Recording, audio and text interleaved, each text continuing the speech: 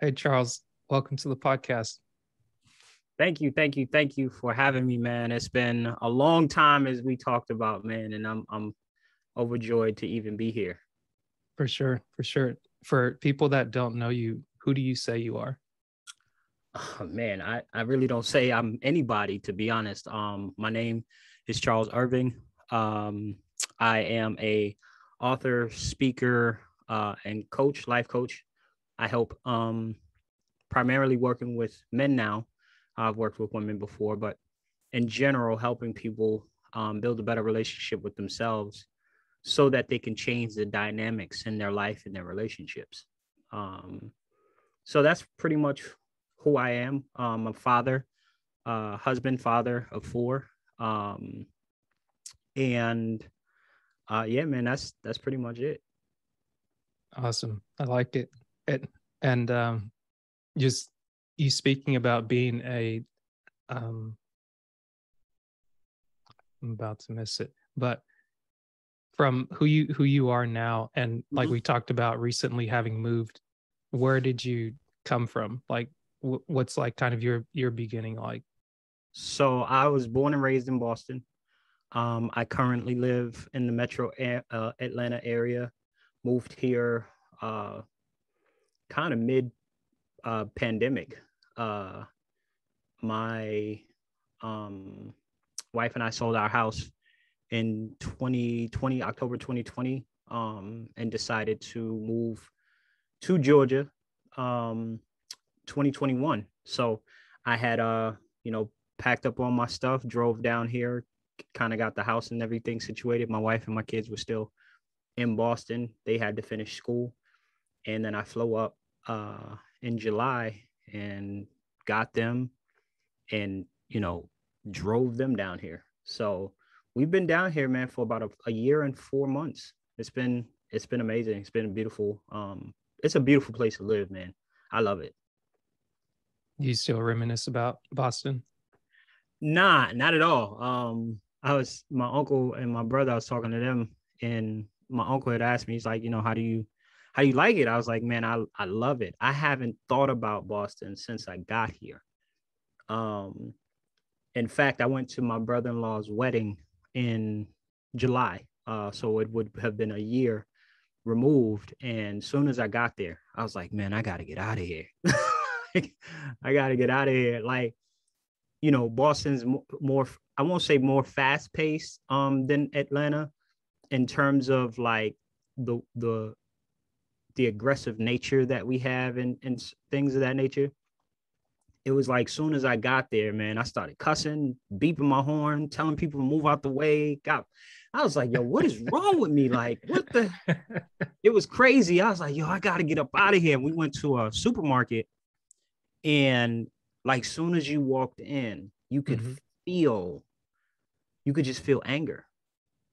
Like, I was like, yo, what is that? Like, you could feel it, you could see it.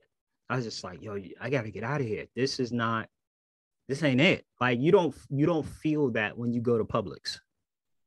Like, you don't feel no anger. It's just like it's crazy, man. But the level of poverty that is in those places, you understand why people are angry. But I was like, man, I gotta get out of here. This is crazy. I'm ready to go home. Yeah, it's That was, funny, I mean, that's my home, and I'm like, I'm ready to go right? home. Like, so Georgia's home, man. Yeah, I guess we got that Southern hospitality for you. Bruh. I mean, it's cool because my family's from here. My grandmother's side and my father's side of the family are both from here. So all my aunts, they live in Covington. Mm, And I used to live here 22 years ago. mm. Um, I was in Conyers for about 6 to 8 months, and God called me back to Boston. So that was the only reason why I left, was because I had given my life to Christ. Mhm. And he was like, yo, you got to go back. And I was like, man, I'm not trying to go back there. Like, but A little bit eventually I of that left. Yeah. Jonah syndrome. Yeah, man. I was not trying to go back, but he called me back. And, here we are 22 years later. He brought me back to Georgia. And I think I'm here to stay. Nice. Well, welcome. And Thank you. it's funny with the work that you do, it almost makes sense that you would take better care of yourself and move to somewhere that's more suitable where you're not like basically tasting animosity in the air once you walk into a place. Bro, I had never experienced anything like I. You don't know what you don't know until you are in a different environment. You can't feel it when you're in it. Like I grew up there. I mean, you might sense like that. These people are upset, but you don't feel the full weight of it until you are in a completely different environment and then go back. And then you're like, whoa, I didn't know it was like this. I didn't know this is where I was living. And this is what I was experiencing this whole time. So, I'm fortunate to have the means and the opportunity to be able to, leave. So it's been a blessing, man. It's been a blessing. That's awesome. I guess how's your family come to like Georgia with it being just over a year? Well, I think they really like it. My wife was telling me how, they felt like they were really kind of ready to leave anyways. Um, the only thing that I think they really concerned with is, their friendships. They have friendships that they developed when they were out there. And I think this is the cool thing about technology, because they're still able to be in contact with their friends, although not physically. They can still talk Right. to them on the phone. They can still, FaceTime them and everything. But once they kind of got friendships out here, they were good. They're like, they still, from time to time want to, go visit. But I Mhm. think, I think they like the idea of having their own room Mm. more than anything. So it's cool, man. It's real cool. That's awesome. And I guess with it being during the pandemic times, was it an easy move, like selling the house, relocating and all that, or was it like a bit of a hassle or anything? No, not by any means of the imagination, only because the the state that my marriage was in was in trouble, right? My wife and I had separated for a year. Um, so we were going through physical separation for all of 2020. I think the pandemic hit March of 19.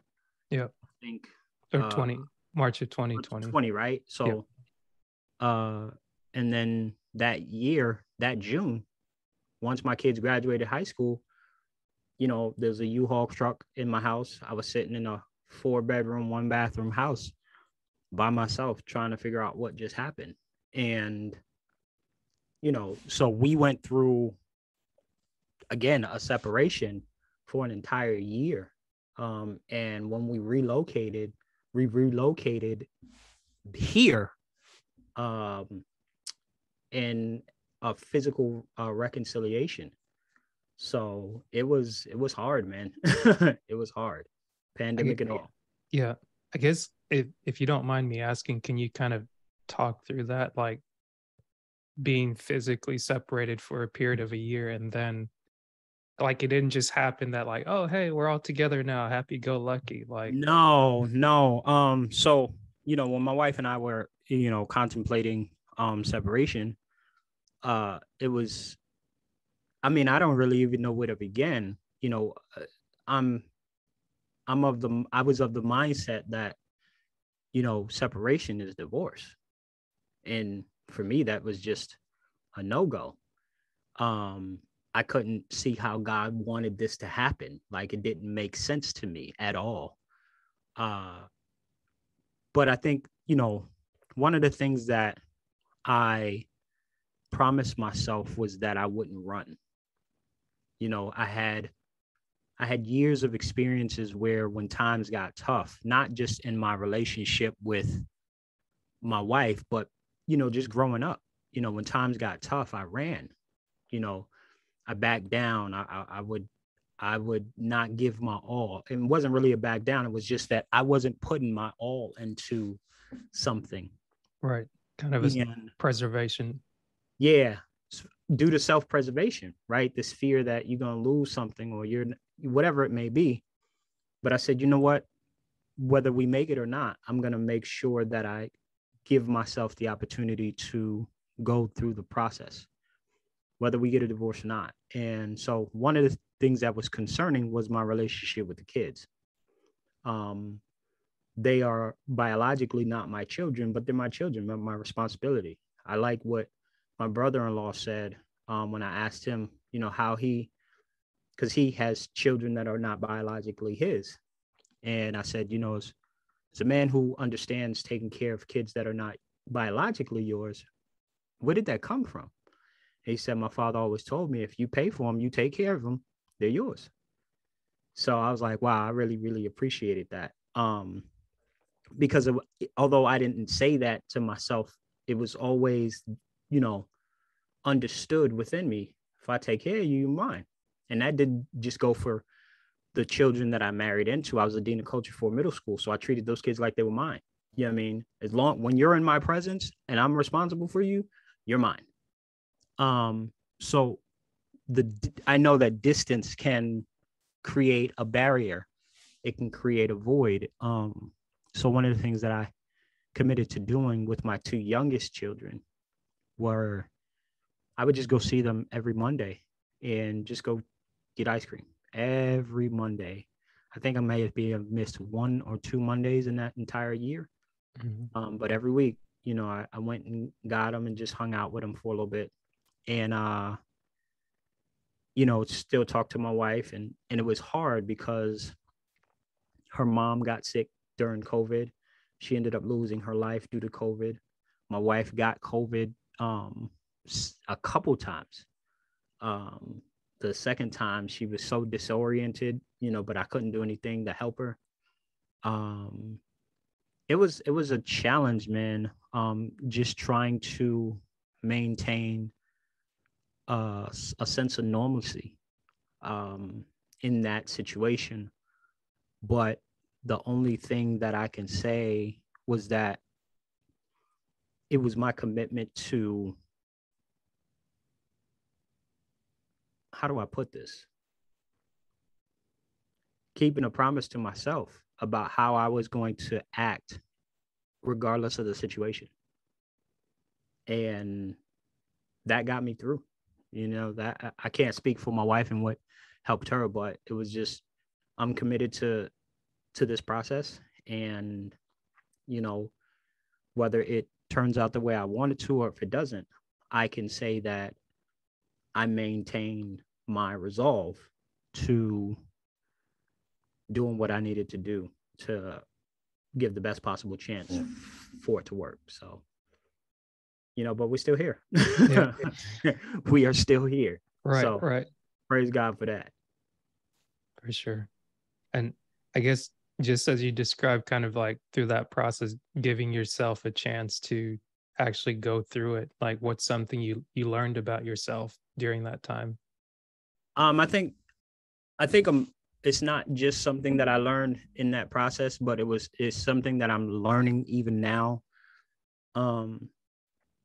When you are in relationship, called by God to do certain things, there is certain requirements. And you think the hard times are because someone did something wrong, right? It's not necessarily always the truth. One of the major things that I'm learning is, for me, this whole separation thing with my wife, and even, the challenges we have now, is really about humility. I had to learn, and I'm still learning how to humble myself. I didn't know what that was. It wasn't like I was outwardly arrogant or any of that, but there's a gift and a call on my life where, my words are powerful. And I didn't know that, right? I had no idea how powerful my words were. I didn't know that the anointing that God had placed on my life had empowered my words to do some things that I just didn't know that they did. And because of that, I wouldn't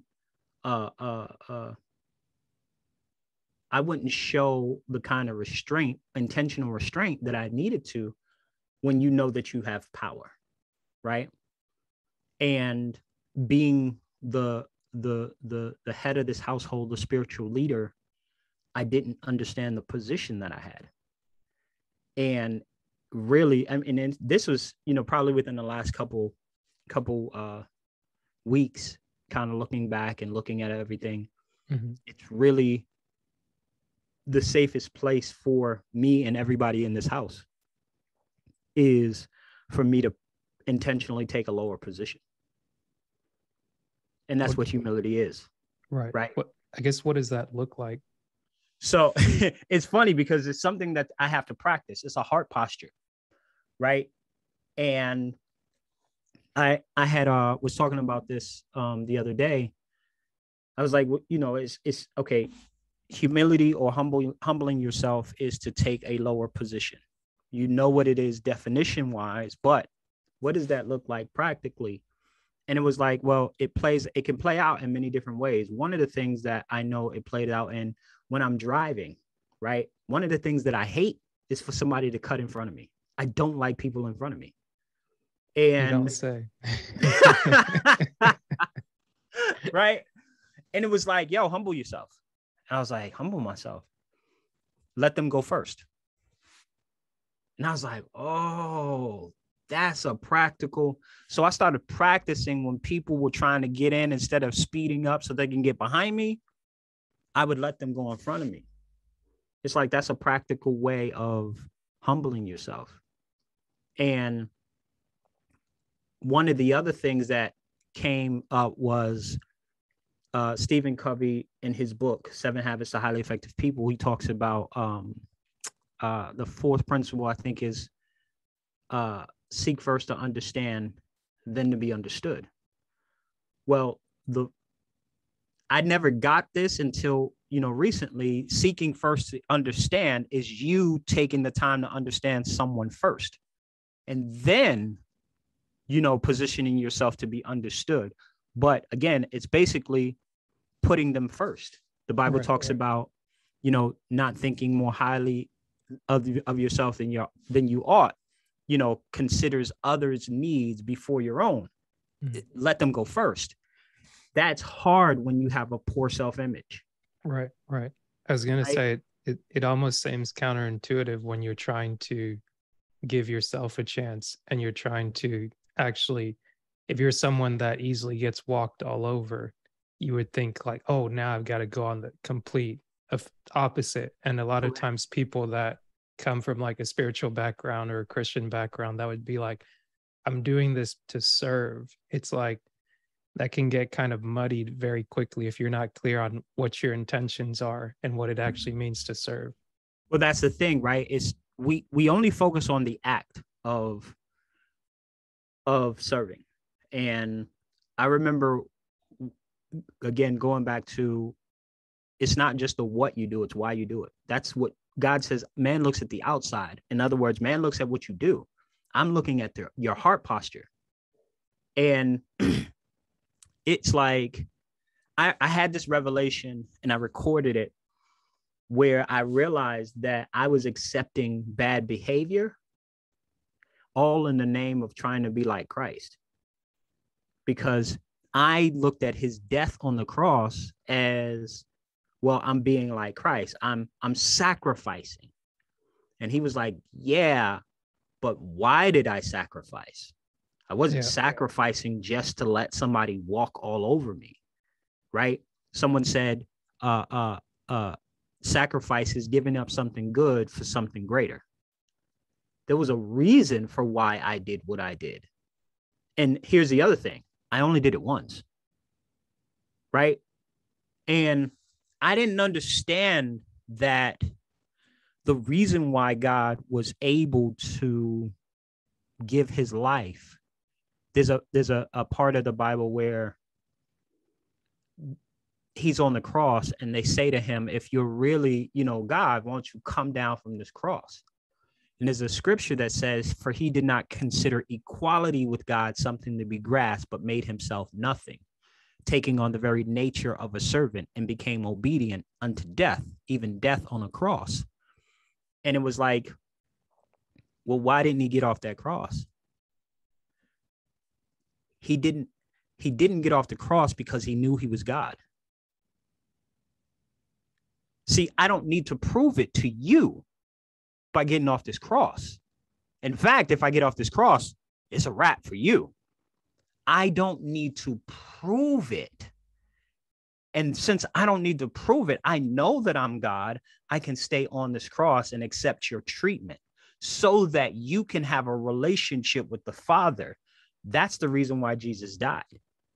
Jesus didn't die necessarily because he loved us. He died because he loved the Father. He wanted to reveal who God really was. That was his only mission.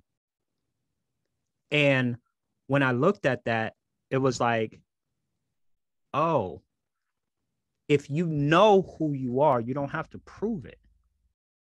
And because you don't have to prove it, you can accept this behavior. You can act, it's not even accept it. You can take the lower position because the lower position is not going to change who you are. Jesus knew you crucifying me is not going to change the fact that I'm God. So I can stay on this cross. So when it says dying to yourself or picking up your cross, that's hard to do when you don't know that you picking up your cross and following Christ won't change the fact that you are who he says you is. If you can understand that, right? I am who God says I am, then what they do to me won't change that. Right? So that's one thing that I learned. The other thing that hit me recently was we have such a desire to be enough that we spend all our time talking about, I'm enough, I'm worthy, so forth and so on. And I remember, so I spent thousands of dollars in a program, over $20,000 in a program, and I didn't really do much with it. And at first I was upset with the person who ran the program. I was like, man, I felt like, I was not necessarily cheated, but it didn't provide what they said it was going to provide. And then it was like, okay, we're not blaming people. That's not what we're doing. So I said, okay, God, why didn't this work? What happened? And he showed me how my desire to be enough kept me from allowing myself to be coached. Why? Because I want to prove that I'm enough. For someone who is enough, right, who has to be enough, they won't seek out help. Why would you seek out help if you're enough?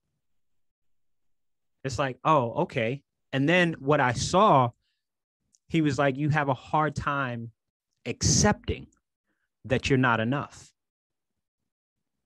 That's the problem. And because you can't accept that, you strive to be enough. So you're going to do this on your own. You're going to find it. You're going to find the solution. You've been doing that your whole life. You didn't have it. You figured out a way to get it. But this time it was like he wouldn't allow me to get it. And what did that do? Me not having what I needed or me not being enough. Guess what I did? I went and asked him for help because I couldn't figure out why it wasn't working. But the dope part was, as I sat there, Asher, I called you Usher. As I sat there, allowing that truth to take root, I said something that was completely life-changing. I thought about my wife. I thought about all the things that I did, all in the spirit of trying to be enough. Let me take care of this financial challenge. Let me do this for. Let me do that for. All of it was rooted in me trying to be enough, trying to prove that I was enough of a husband, trying to prove I was enough of a good man, trying to prove I was enough as a father. Just everything is, you're doing this to be enough. Mm-hmm. And as I sat there, yeah. And I sat there and I said, oh, wow. It was like the truth hit me.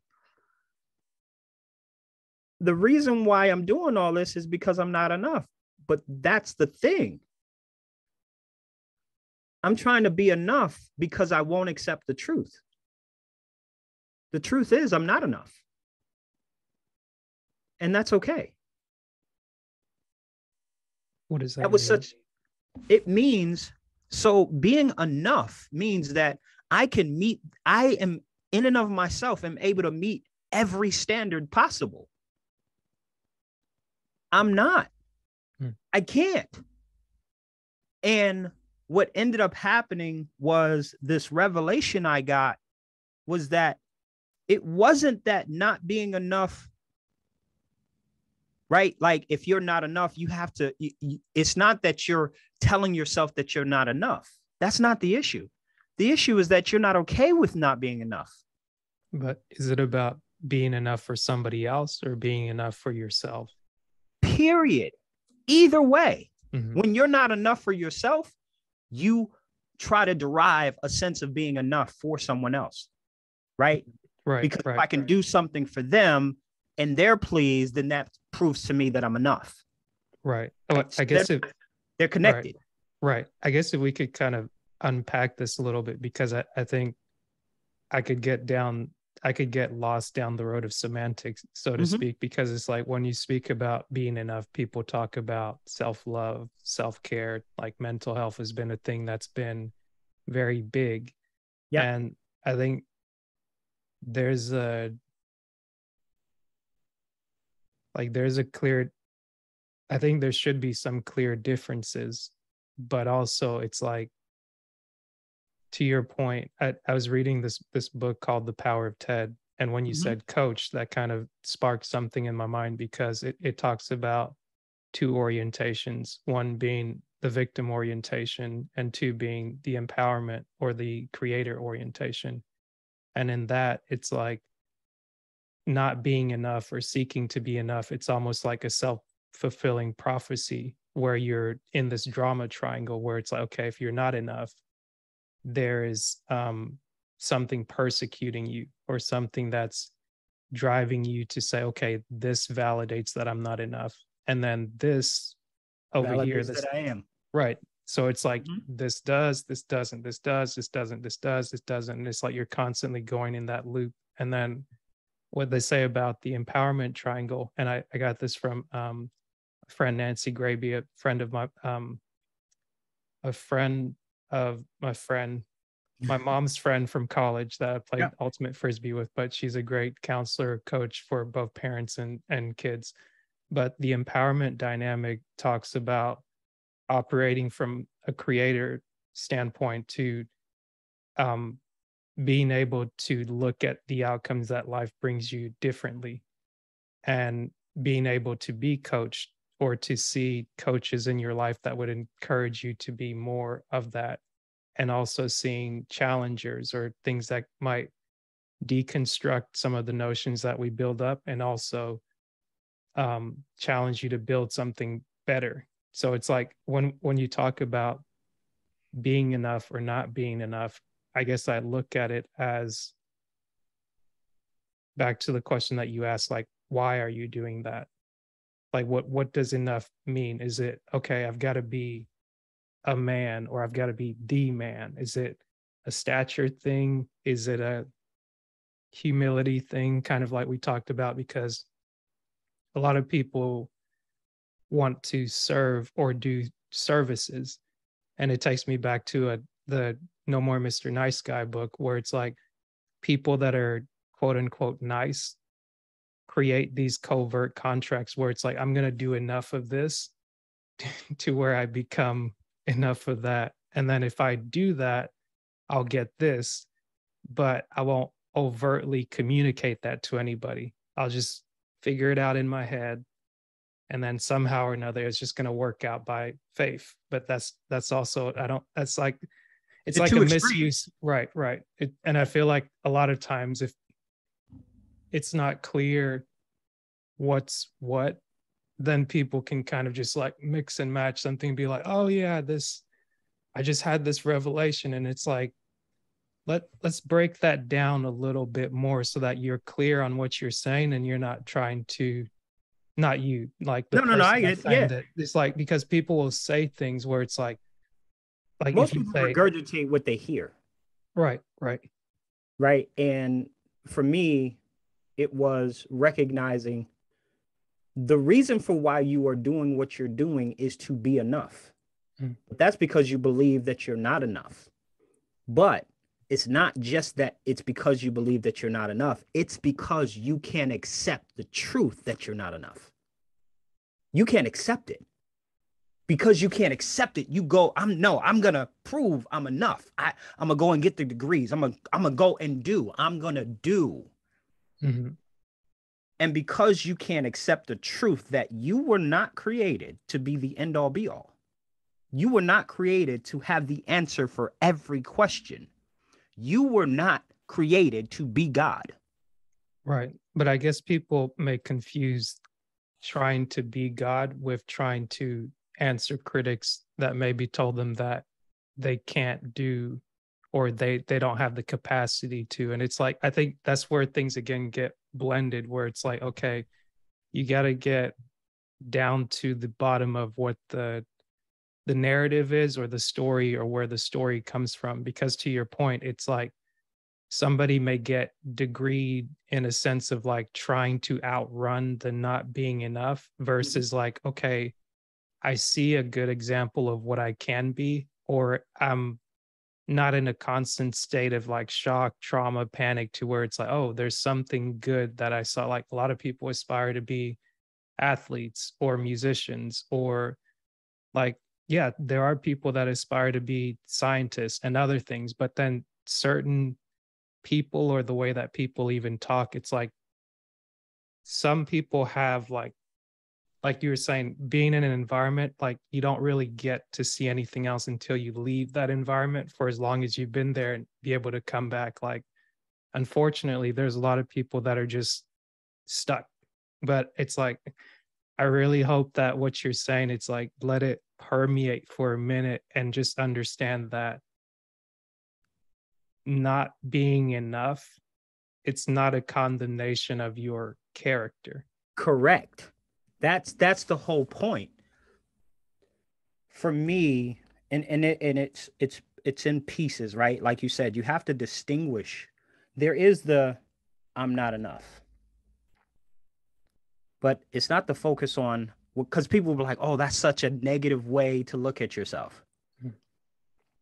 because you're missing the other part. That's okay. Mm. The that's okay part was the most important part, because it was about acceptance. The issue was I couldn't accept that I wasn't going to have all the answers. Mm. I couldn't accept that I wasn't going to be able to do all the things. I couldn't accept that I wasn't going to meet all the expectations. Because I couldn't accept that, I spent my time trying to do that. Mm. And it was just like, whoa, wait a second. The power is in being able to accept I don't have to be enough.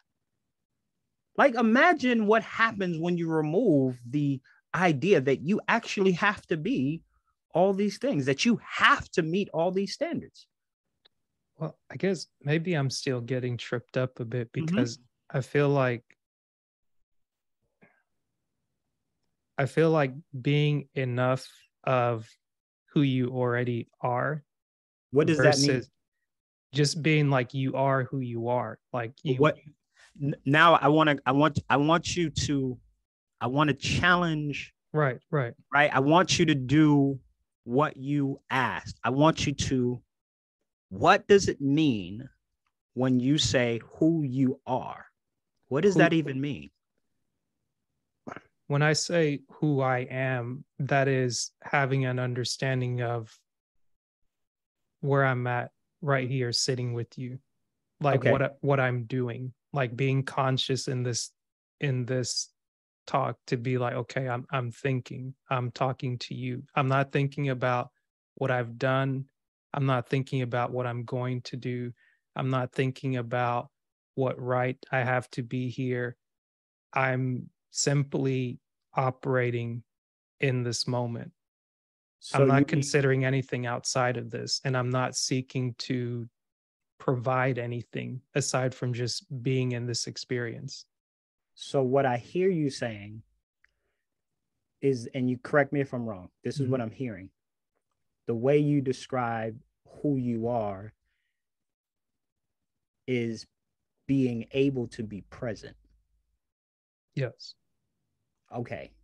Is being able to practice the art of being present the same as who you are being an identity? I, I don't understand the question. Ask one more time. So the question so we have two different, we have and I'm loving this because it's like we got to pull this stuff apart. Yeah. When we ask the question, who are you? Mm-hmm. Right? What's the first thing? People don't Usually say, your first name they say your or your name title. or your title, Yeah. right? These are all characteristics of your identity. Mm-hmm. So when you say being who you are, and I ask you, Mm-hmm. what does that mean? And you describe being able to be present. Mm-hmm. This is where the disconnect comes in, because if your definition of who you are is the art of being present, but when I ask you who you are, you tell me characteristics of your identity, then which one are we talking about? Can they not be both? The art of, well, that's what, so for me, Mm-hmm. being present is not Mm-hmm. the same as your identity. Are we talking I hear what you're saying, but I So don't that's have why I'm the asking you. language. No, Right. that's why I'm asking you, Right. because for me, being present is something that you do where you have the ability to not think about the past or the future. You can be present in the moment, right? Right. And experience all that Mm. you're experiencing. That's Okay. what it means to be present. Right. When you What you do said, versus what you are. so, right, like, okay, that's what you can do. Mm-hmm. But who are you is a different thing. That's talking about your identity. When you look at a Mm-hmm. license has your height, your weight, your eye color, your hair color. It has descriptions to or characteristics that mark you and separate you from somebody else. True. But I mean, So that's why I'm asking you, yeah. what do you mean by that? What do I mean by who am I? Yes. In light of the question that you just asked, and I forgot the question. Oh, you're saying like the okay. No, the question I was asking, just to unpack, what does being enough mean, and distinguishing being enough as an individual person, like understanding that outside of anyone else or anything that you do, kind of like you were saying before, it's like that has to be sufficient for you to kind of start to understand who you are, or like what your role is in life. Because if you're constantly trying to prove, and well, I mean, we do perform in a sense. Like if you have a job, you're Yeah. graded on your performance in order to kind of meet some kind of progression. Like one thing I don't want to do is to kind of throw the baby out with the bathwater. Like Correct. that's the point of us kind of asking the question, to say, okay, let's separate what we're saying, in a sense, to like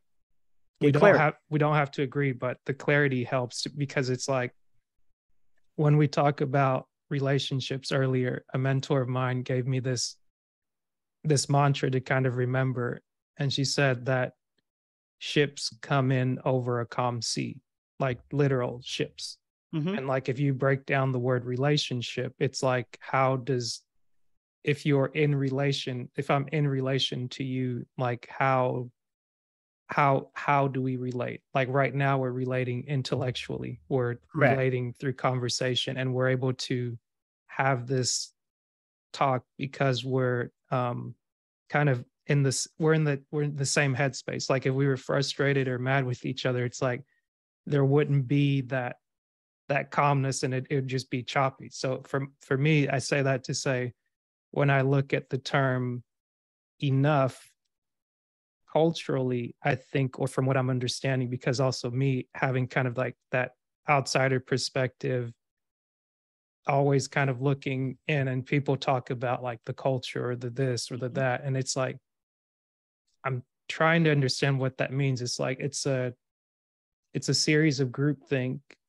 It's a series of expectations, really unrealistic or assumed or fabricated or this, that, and the other. And it's like, I hear what you're saying when you say a lot of the things that we strive for, they can almost, like trying to be the man, you can almost become a victim of that, where it's like, if you're trying to reach a standard and the goal keeps getting moved, like you're trying to run a play or you're trying to like shoot a basket or hit a target or something, but somebody keeps moving the target. It's like you're never going to get there where someone's constantly moving the target. And I don't think the right answer is to say, okay, well, yes, the right answer is to say, that's not a game I want to play, where someone is constantly moving my targets. That doesn't give me anything to aim at, because it's like, okay, if you're dealing with someone, or if you're even dealing with yourself and your thoughts, and it's like hot, cold, hot, cold, hot, cold, hot, cold, hot, cold, it's like, at what point do I get to settle in what I'm thinking and to be like, okay, yes, I don't have to have all the answers. Or, hey, I can be confident that knowing this and working at something, regardless of what it seems to anybody else, like that should be sufficient for what I'm doing right now. I don't need to have like heart palpitations and panic to be like, I don't know the answer to that. But it's like, I do know the answer to how to reach out to you, or like how to talk in a sense that, okay, if it makes enough sense for a bit, we have a conversation. If it doesn't make sense, it's like, okay, like go through your troubleshooting process, so to speak. But then it's like, if I find myself doing more, like over explaining in a sense, than just being like, I don't know what's going on and I can't figure it out. So maybe I can just stop, breathe, and kind of let go of that for a moment. Mm-hmm. Like if you come back and tap me on the shoulder and be like, hey, what's up? And it's like, oh, hey, like, I don't know, I blacked out or didn't know what was going on, but like now I'm kind of cued back in. Yep. I don't know if I hope I kind of like painted in between what we were Well, saying to kind of it's one like, of those things where, like you said, you don't want to throw the baby out with the bathwater, right? You don't want to have this confusion where, at least what I'm hearing is, yeah, you don't want to have this confusion where it's like, oh, we should just go around telling ourselves that we're not enough. right. Because Right. I feel like when you say being enough, like being enough of what? Like, like, I think that's the thing, right? So in terms of when we think about the idea of being enough, mhm, we don't actually sit down and break that down. We just, it's okay. something that we feel, Well, right? okay. And that's the other thing, when like another thing that, as we talk about thinking, the thing Mm-hmm. that I've found myself trying to do more and more is to, even though I notice generalized characteristics, I've tried to make it, or even ask you, like I'm asking now, it's like, Mm-hmm. can you speak from the first person so that I can understand your viewpoint on it, to where I don't prejudge or something to be like, oh no, I don't think like that. Like, is that fair? Yeah. So the reason why you know, my perspective is rooted in what I've experienced throughout my coaching, right? So, and it's just the way I speak. um, the no, and here's why, because I'm sharing with you what I believe, and I'm not going to do the politically correct thing and say, well, this is what I feel. Mm, It's not what I. That's not me. It would be inauthentic for me to be like, well, I'm going to just say this because it's not going to offend. I don't really care if it offends anybody else. Right. This is what I believe. Okay. You can, if we're talking about relating, we're going to relate on the truth. Right. And the truth is, this is what I believe.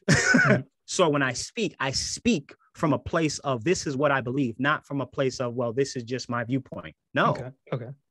Right. So when I share this, it's because this is what I actually believe. My son, we were having a conversation, my youngest son, and he gets on himself a lot when he doesn't do something correct. Right. I'm teaching him how to play basketball. I've been teaching him how to shoot for, a couple of years now. And I know when he is actually putting in the effort to shoot, but I also know when he's thinking, right? He's being more mechanical. So I have to tell him like, no, just let it fly. Just, get into a rhythm. And I said, I had asked him the other day, I said, I don't know if I asked him the question or if I just had a conversation with him about it, just this idea of him being a failure. I said, my concern is you're going to grow up, struggling with failure. And I need you to be able to handle it. I said, how do you feel when you don't do something right? He was like, I feel like I'm really hard on myself and I feel like I'm not doing enough. And I said, yeah, that's my concern. My concern is that you believe something that's, I get on you.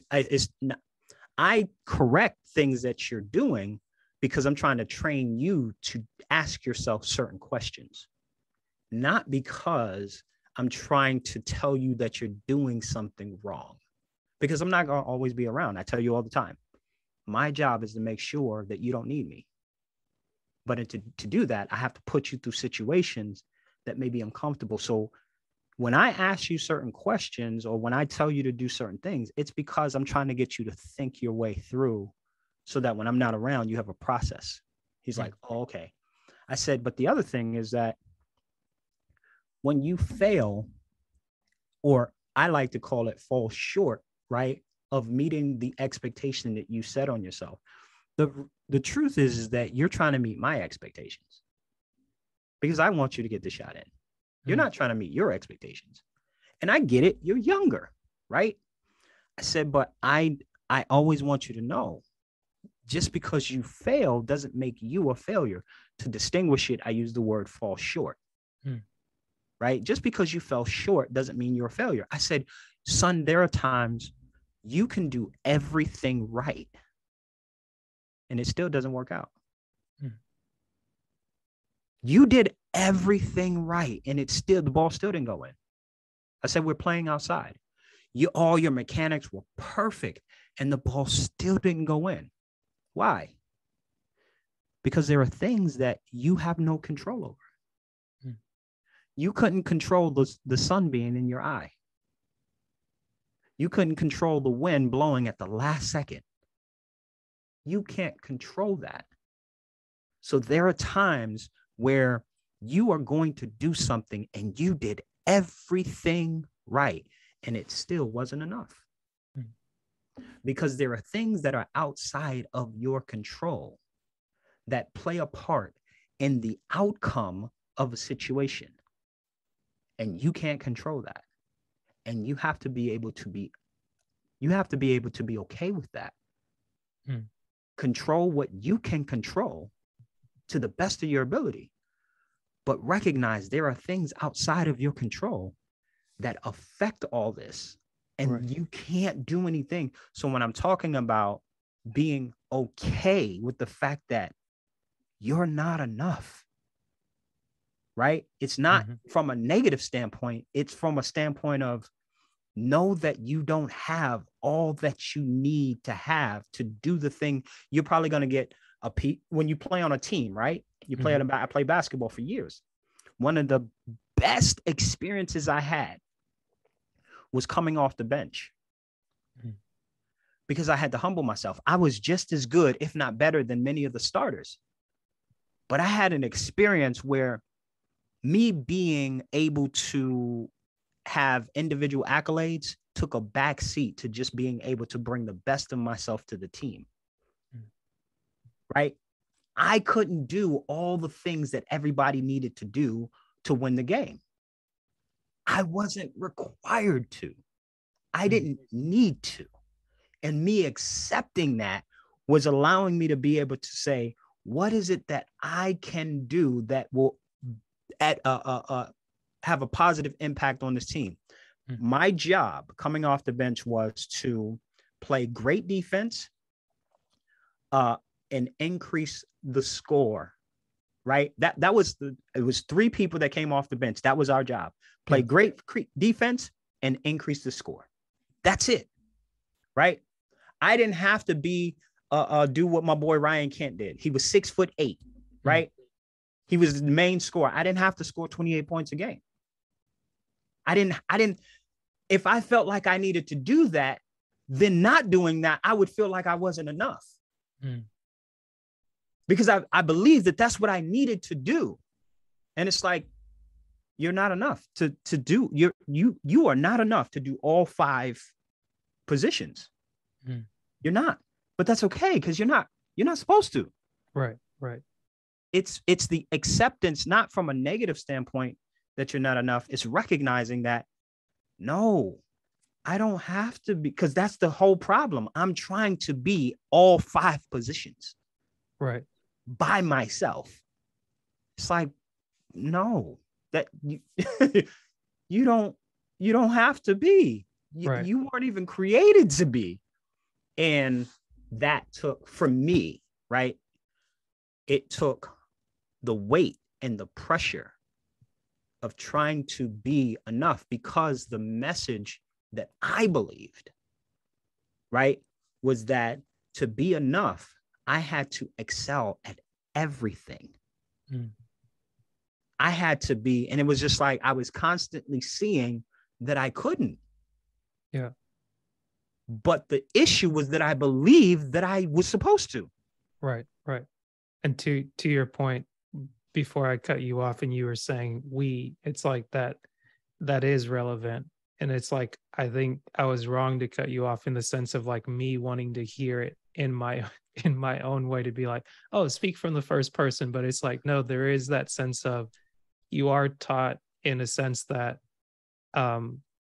you have to be great at everything. And it's like, that's why you have a superstar. But it's funny. I was just reading this passage from this book called pulling a blank on it. It's a Knight's Tale, but the chapter in it is called Cooperation. And the way that it's being told is that you have someone comes in, it's a son speaking to his grandfather that's supposed to be, I guess they're both knights, and they have a new friend. So he gets like a stepbrother essentially that comes in, and he seems like he's great at everything. And he kind of builds up this resentment to be like, oh, I can't stand him. And I happen to like this girl, and now she's falling in love with him. It's like, oh, I can't win at anything. Like, I want to be the best at everything. And it's like, the honesty about it, it's like, let me not conflate these two things. I don't want to say nobody's good at everything, but it's like accepting that I personally don't need to be good at everything. It's like, it helps to be in your lane, so to speak, and to say, hey, I'm good enough at this. But it's like, if that being good enough at what you're doing, if that becomes the overarching thing, it's like you lose sight of what it is that you're like, you lose sight of what the role is. Like when you said your role coming off the bench was to play defense and increase the score. It didn't matter if it was by 1 point. It didn't matter if it was by 20 points. It didn't matter if it was, but you know what the metrics of good defense is.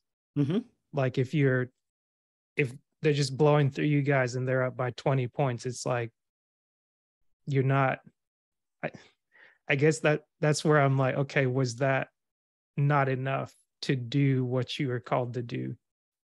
And that's, I think the when we That's talk like that about, gray area, maybe. yeah, I mean, it's one of those things where you know the standard, Yeah. right? But the standard has to become your own standard. Yeah. If it's an expectation that someone else has and you're trying to meet it because you don't want to have conflict with them, right? Mm-hmm. You're just trying to, it's, again, it goes back to the intention. Why are you doing this? Yeah. Are you doing this because the standard that this person has is the same standard that you have?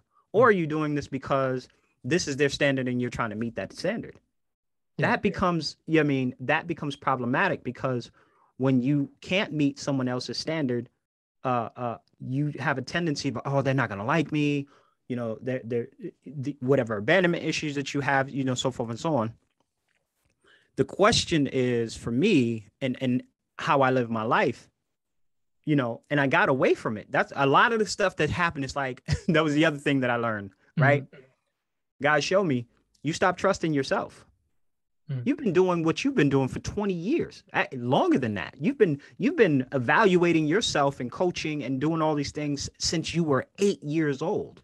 Self-awareness has been your thing, self-improvement, since you were 8 years old. Mm-hmm.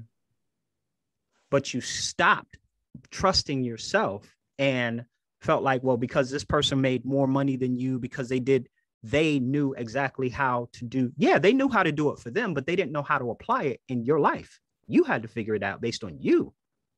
Right. So it was this understanding of, why are you doing what you're doing? Mm-hmm. And when I looked at why I was doing it, my motive was not pure. Mm-hmm. It was, I couldn't do this because I had given so much power to someone else. Right. And I couldn't accept, like, no, one, the challenge of getting, you know, coaching, it wasn't that I couldn't get the coaching. There were times where I would, you know, ask the questions, so forth and so on, but how I was, you know, how things kind of went out, I was just like, you know what, I'm not getting it. I'm going to have to figure it on my own. Mm-hmm. But the other part was just, again, being able to accept, not the, I'm not good enough. It's not a negative. Mm-hmm. It's that I'm truthfully in the spirit of truth, Mm-hmm. in the spirit of truth, based on the definition that I had of what it means to be enough, based on the bombardment of messages that I had received. Right. And the meaning I had derived from those messages was, to be enough, I had to be great at everything. Right. It was the definition that I had. Right. That's what I wanted to distinguish, because I was going to say, I didn't want to play the,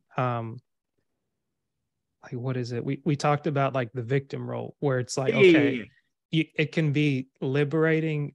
It's like, I guess that's why they call that word dichotomy a funny thing, because it's like, it's a slippery slope, or one thing where it can go one or the other. But like that, being on that edge, whatever it is, it's like, you can go either way. You can go either way, but it's like being on the edge. It's like, it's almost like it's like that, the narrow walkway. It's like there's so much life in that there, but it's like we spend so much time on the other, on the outer edge, on the extremes, where it's like you don't get anything. Because it's like, initially when I heard you're not enough, like, and we talk about mental soundness, I'll call it that, like, where it's like, okay, if you've been taught that in order to be great and in order to be enough, in order to just get through school, you have to be the A student.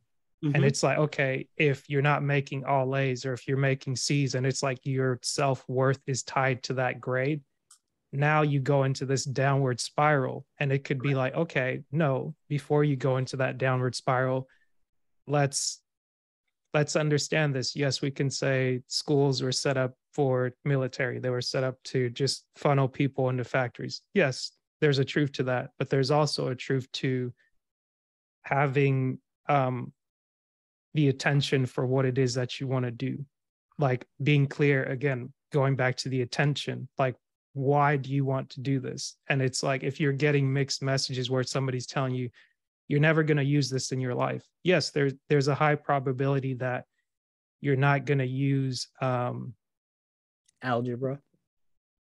Maybe. Well, I was going to say yes, maybe, but it's like, it's all a matter of what it is that you do. But like, people use things like TikTok or YouTube, like you see people do these things where they're like, wow, that's amazing, I never knew that. But it's like, you could know that if the person that presented you the information did a better job. Or like for me personally, being in engineering, it's like, okay, even trying to go back through and understand something like algebra, it's like, okay, here's where it benefits me to use this. This simplifies what I'm trying to do. Otherwise, it's like, if you find yourself doing something over and over like 1,000 times, it's like, there's a better way to do that. That's why we develop these studies and things like that. But maybe algebra isn't the best example, but like, no, the reason why I said that is because yeah, we, back in the day, it was always, I'm never gonna use this.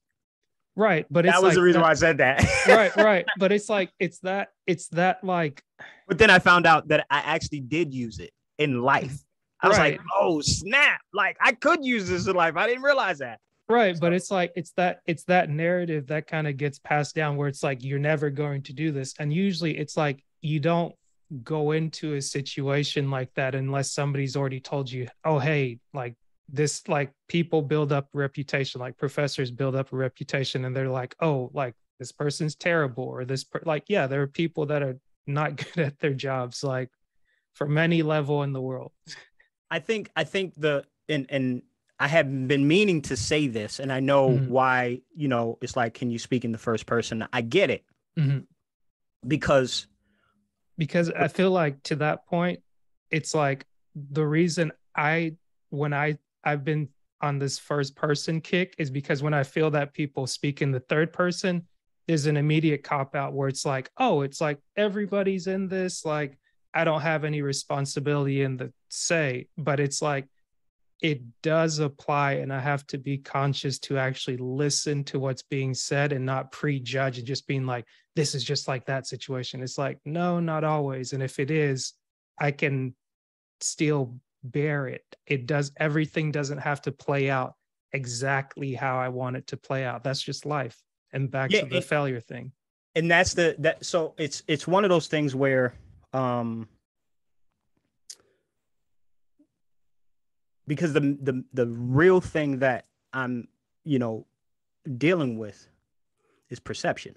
Because that's what that's the real issue, is perception. Yeah. I know that. And we were talking and I was going to say that, but it was like, okay, we talk about something else. So I knew, what the issue was. It's really, because that's what I deal with myself, my entire life. How do I deal with my own perception? I didn't know that that's what I was dealing with until I read the book, 7 Habits to Highly Effective People. And although he goes through a process of personal development, one of the things that he talks about is a story I was because I've read that book like two and a half times, and I was reading it. And he tells a story of how it all kind of started, where he was working on self-fulfilling prophecies. He was doing workshops for IBM and all these different things. And his son, right, was into sports, but he sucked. And, he was describing his experience watching his son play. It was like, it's embarrassing. And the kids would be like, not the kids, but other parents would be like, this kid's, sucks, get him out of here, yada, yada, yada. And, Stephen Covey's defending his son. Yeah. And then him and his wife got into a conversation, and they started talking about, the work that he was doing with IBM. And they realized that a lot of the stuff that he was talking about with other people, they weren't necessarily applying in their own lives. And they started to realize that the perception they had of their son wasn't because of their son. It was because of the perception they had of themselves. Right. They were more concerned about being considered good parents and trying to get that identity out of the behavior of their child. So if my son does well, then that means I'm a good parent. Yep. Right. And I understood that. But what was so life altering for me was the question, well, how do I change my perception? Because that's the foundational issue of all of this. Yep. It's the issue for my character. It's the issue for my relationships. It's the issues for why I couldn't keep a job for longer than 9 months. Like this thing about perception, right? And, you know, people will use the word perception. He uses the word paradigm.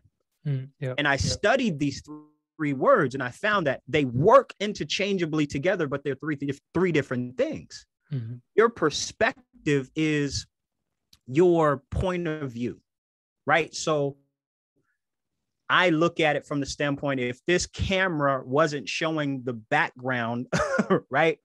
The only thing that I could see is what's in front of me, right? The perspective that this camera shows is what's behind me, but you can't see anything that's in front of me. I got this plaque on my wall, and it's a scripture from Jeremiah 1:9 that says, "Be strong and courageous. Do not be afraid of discord or discouraged, for the Lord your God is with you. He will be with you wherever you go." I have that. You can't see that. The lens only shows you the perspective that's in behind me. That's all you can see. So if I was to ask you to describe what you see, you would describe all that you see. These are the things that would be important. Right. That's what a perspective does. It highlights what's important to you, right? A paradigm is the way I describe it is the lens through which you see. We both wear glasses, right? So we're not seeing actually through only our eyes. We're seeing through the lens of these glasses. Well, that represents your life experience. Yep.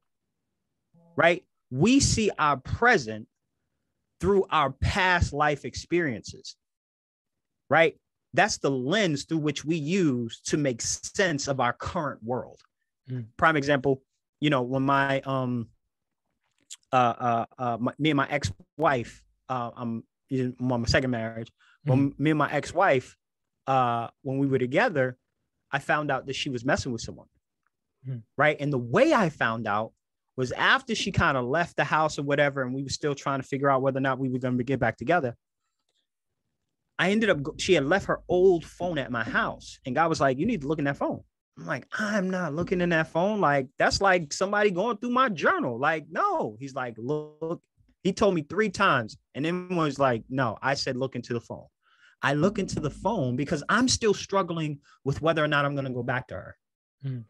When I look in the phone, I see text messages from her and 2 other dudes for a year and a half, talking about our marriage, talking about how she's going to sleep with them, all these different things, disrespecting all kinds of stuff. And I'm like, yo, what? I'm crazy. So here's the thing. Yeah. Years later, I get remarried. My wife, right? When she's on her phone, I get anxiety and I can't figure out where it's coming from. I'm like, what is that? I don't get anxiety. What is that?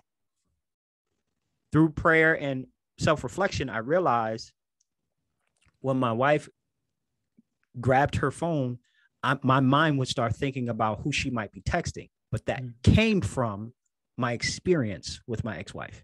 Right. When I saw that, I was like, oh, wow. You see your current experience through the lens of your past. And now, so that's your paradigm. But what's happening is you are creating a perception of what's happening, right? You're deriving meaning. You are deriving a conclusion about what all this means. This means to you, this means she's cheating. This means she's talking to some other guy. This means that's what you're doing. Yeah. And I was like, oh, wow. Right. So now you're making decisions. You're getting upset. You're becoming emotional about something based on the perception you have that came out of the paradigm or the lens through which you saw this experience that was ultimately because of the position that you were standing in or the the perspective that you had. And I was just, wow. But ultimately, that's the issue, right? We have to learn. And for me, that became my work. Yeah. Right. That became my work because in the book, it didn't tell me how to deal with my perception. And I was like, that's what I needed. So I spent years, you know what I mean? I had been dealing with perception for a long time in my journal, so forth and so on. But if you have my book, it deals with a lot. I'm dealing with my own perception, my perception of others, and primarily my perception of self that was causing my perception of other people. So at the foundation of what I do, it's shifting perception by helping people build a better relationship with themselves, again, so that they can change the dynamic of their life and their relationship. I like that. You brought me back to the start, because as soon as you said it, I was like, I don't know why that went over my head. I was looking at you right here and I was like, it's going to come back. It's going to come back.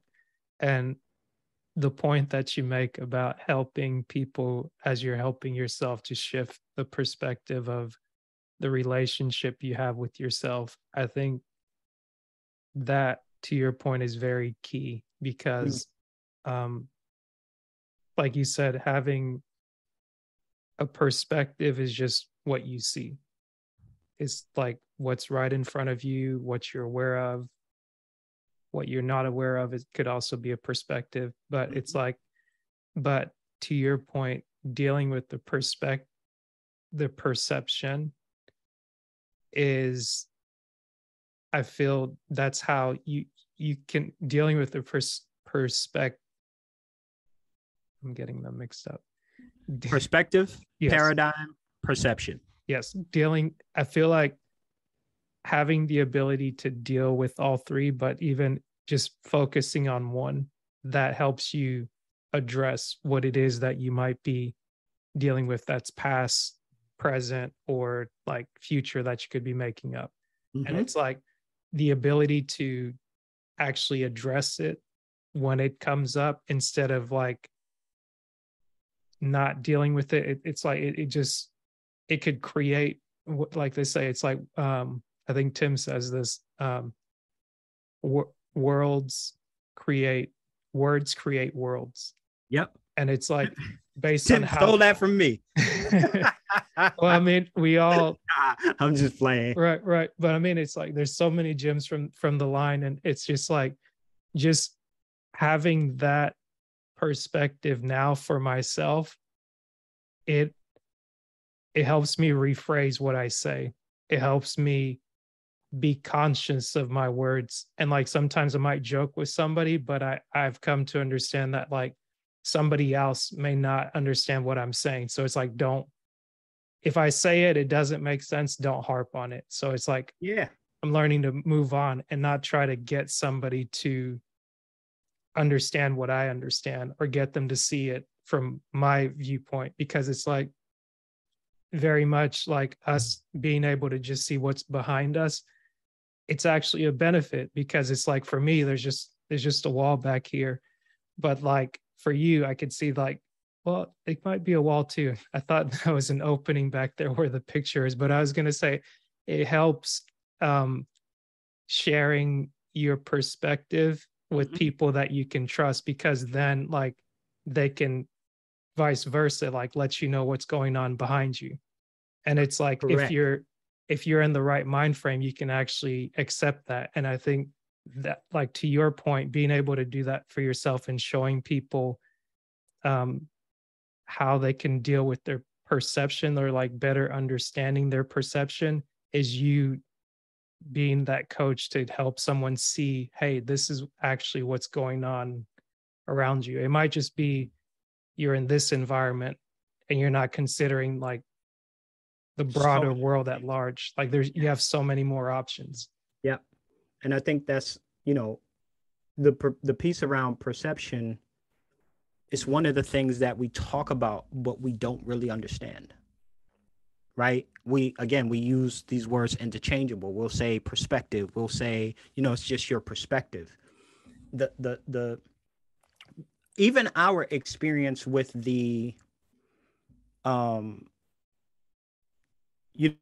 request that you had made to speak in the first person, so forth and so on. That experience, right, is a vital part of me coming to an understanding of who I am. Right? So who I am is someone who speaks from a place of truly believing what he says. So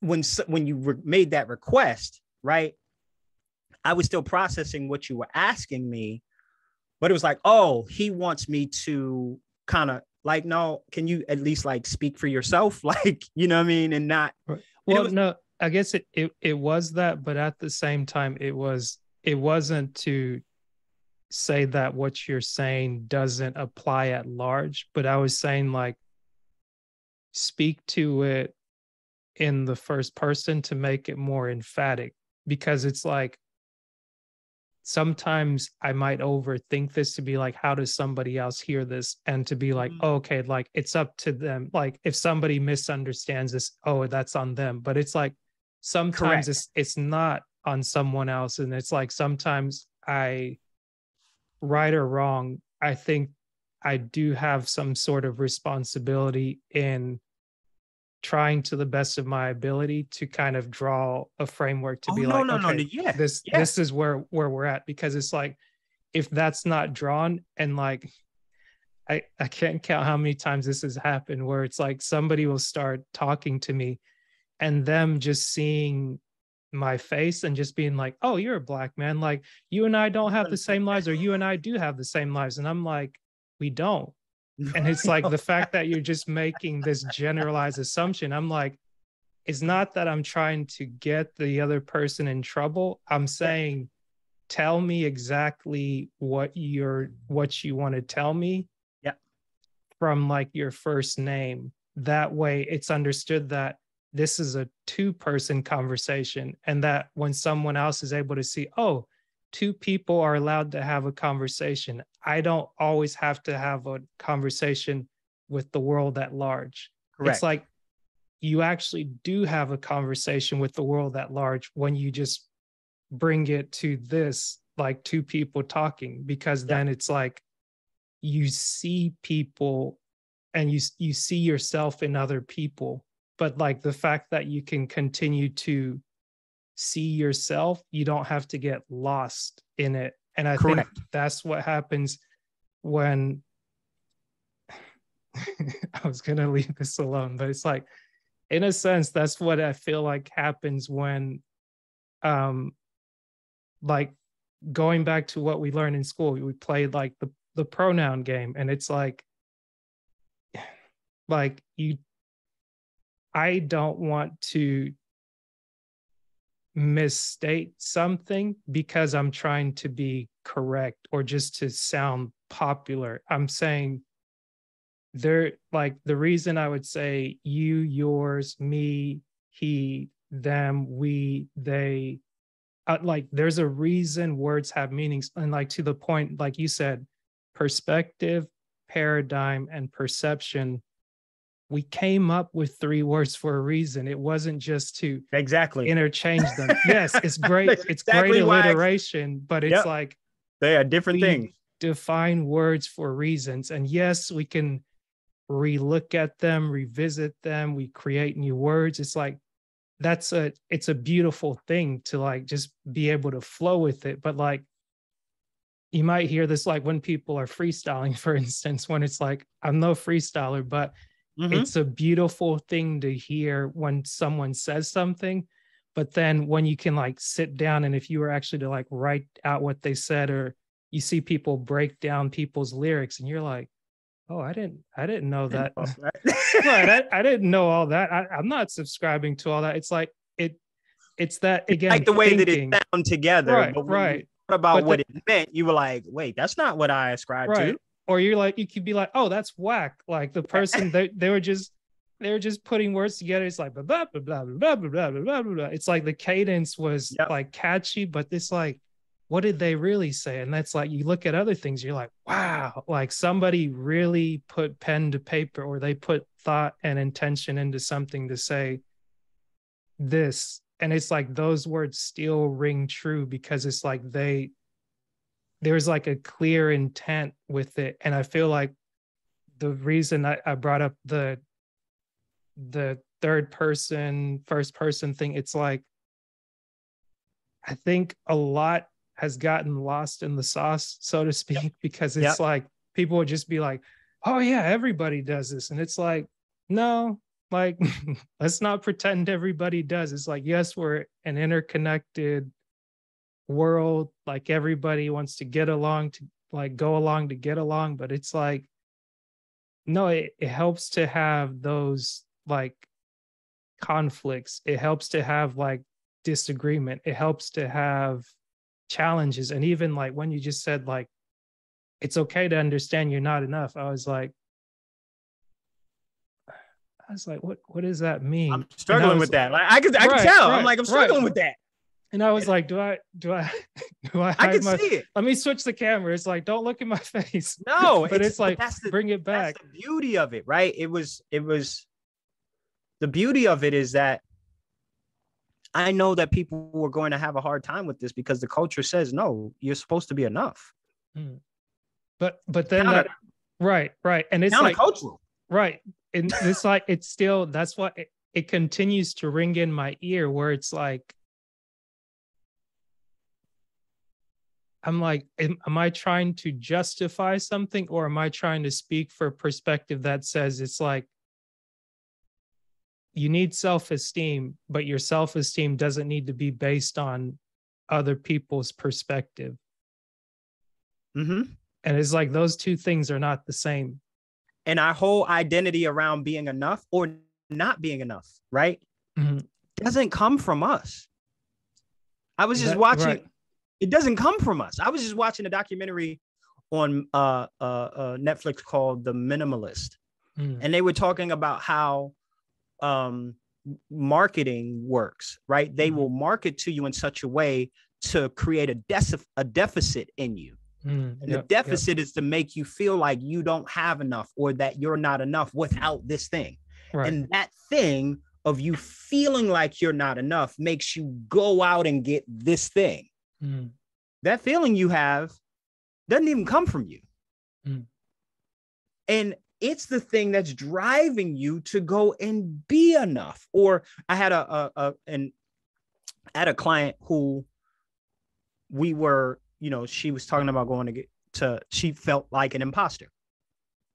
I was like, okay, well, let's kind of look at that. Like, why do you feel that way? And, this and this, and, I didn't finish this, and I didn't do this. And when my mom, she's always talking about how my brother did this. And so now we're dating in comparison, right? Yeah. Oh, you're comparing yourself to your brother. Oh, okay. Right. I said, we dig into it some more, and she wanted to go to school to get a degree, to do the thing that she was doing. I'm like, that doesn't even make sense. So why do you want to go to school to do the thing that you already know how? It doesn't help me explain that.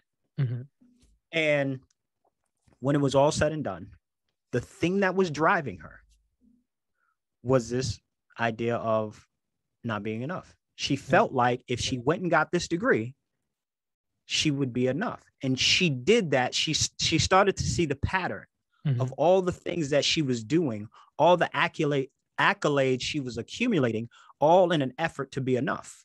Right. And it's also enough for mom. And that was the underlying root. Yeah. She was trying to be enough for mom. And it's like, are you okay with where you are right now, not having all those? If you remove mom's expectations, would you be okay with who you are, where you are? It's like, yeah. And that's where that's for me, It was like, it doesn't mean that you can't go and change your circumstances. It doesn't mean that you sit in a place of misery. That's not what it means. What it means is I'm okay with the fact that I don't have everything that I need. I'm okay with that. The issue isn't not being enough. The issue is I'm not okay with it. That's why I can't go and do the things that I want to do, right, for me and live up to my own expectations, because I'm too busy trying to live up to everybody else's. Why? Because I'm not okay with not being enough. Right. And it's just like, oh, that line, that statement, I'm not enough, and that's okay. It just freed me. Again, because my perception was what it means to be enough is I didn't grab this definition out of the air. I'm just using words to explain the message that I was getting and what I was saying for everybody else. If I'm enough, that means that I can meet every expectation and every standard there is. And you can't. Gotcha. So when I say the truth, I was able to sit with the truth and accept it. I'm not enough. And that's okay, because I don't have to be. I don't have to be enough. Right?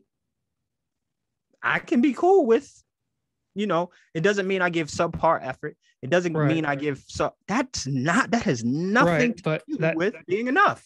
Right. It's just, that's the thing that kind of hangs me up a bit, where I'm like, it seems like it's a self-fulfilling prophecy for complacency, because it's like, if it's not, because I mean, it would be easier for me to say, it would be easier for you to accept it, right?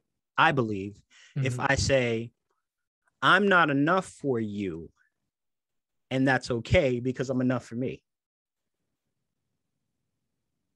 Because then you can separate, right? Right. Because it's separate. Like, right. Because I guess the thing I'm just trying to distinguish, it's like, the word enough should not be used so loosely to be like being enough for someone else.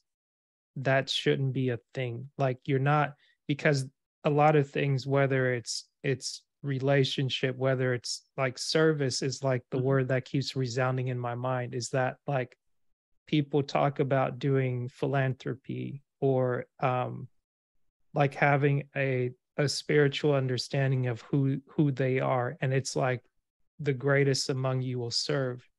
But it's like, if you're really about serving, like when it comes to service, no one's ever concerned with the servant.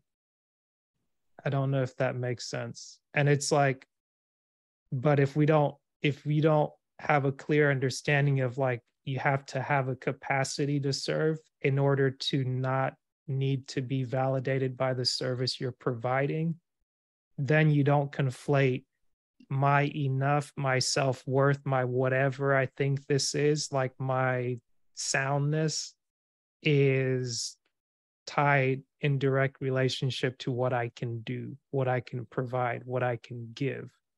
So it's like, that's where I'm like, I hear what you're saying, and although like my face may say differently, it's like I have to be okay with not having to have my way. Well, we also have to remember, I have to articulate it based on my experience. Right. And for me, to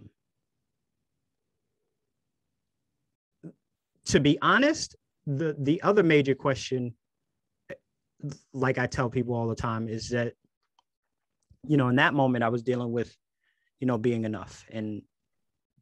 But it's really removing this concept of being enough or not being enough from your psyche, period. Okay. Well, wait. Because whenever you say it, I feel like it just goes over my head. But it's Mhm. like when you say being enough, it's like being enough for what? That's the question that keeps coming to my mind. It's like, okay, you're being enough. So like, I guess when you go to like, Is it the word being? no, Or it's is it the like word? it's just the word like being enough. Like, what does that? And it's like I don't know if it's like Oh, a okay. So jujitsu I'm kind of playing with no, no, myself, no, or no. like Okay. a mental thing where it's like, okay, like if I So give you $1 and you ask for $1, that's enough change, right? correct. Correct. I So got it's you. like I'm not going to be able to be like, oh, okay, like I don't have enough change today, but I'm just going to come here and take this. It's like, yes, there are expectations that we Have to hold. be. Yeah. Yeah, there has Yeah, to yeah, be yeah. a standard, but it's like if the standard is corrupted or if the standard is not clear, that's a problem.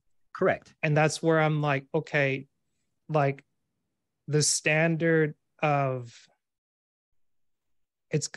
maybe it's simple and it's like I'm convoluting the simple, No, but no, it's no, no, like no, no. So there's this got to is be a this is difference all from good. like the standard of like how you do life to here's all the extra things that just keep getting added onto it again, like that moving target, like Here's the best way. I can't say the best way because I haven't really thought about it until you brought it up. mhm, But if I hear you correctly, mhm, the one of the things that I think when we talk about being enough, mhm, I have a frame of reference of the Bible, right? mhm. So whoever I whoever sees this, sometimes people like, oh, he's gonna start talking, preaching. No, I'm, No, I'm just using a just reference do to do what you do, explain, you know what I mean, right? because that's what I got. Yeah. So Adam and Eve sins, Mhm, right? God asked Adam, or he asked the man, where are you? mhm, Adam says, I was afraid because I was naked, so I hid, mhm, right? Why would you hide? Because he believed he was going to be rejected by God mhm, because he didn't meet the standard. And the standard was don't eat of this tree. mhm, So because he didn't meet the standard, he believed he was going to be rejected. mhm. What happens when we don't meet standards is we get rejected. And we fear that. Right. And that's the thing that when we talk about the young lady, right, and you were able to point out she's not Mhm, enough for her mom because mhm. what she was experiencing from her mom her whole life was rejection. Okay. Right. That was her perception of her experience because whenever someone was talked about that was good, it was her brother. Mhm, Her brother became the standard of acceptance. And because she couldn't do what he did, or she didn't do things that he had done, mhm. she felt like she was being rejected. Right. So when I say being enough, right, Mhm. in the context of what I talked about in terms of why I couldn't make this program work, Yeah. right, it was these reoccurring messages that I received that created this belief Mhm, that had all kinds of support from experiences that I had mhm, that I was going to experience doing something and it not being enough, mhm, meaning someone was going to have a problem with it and reject me for it. mhm. You see what I mean? And Right. in Well, that sense, it was you are not okay with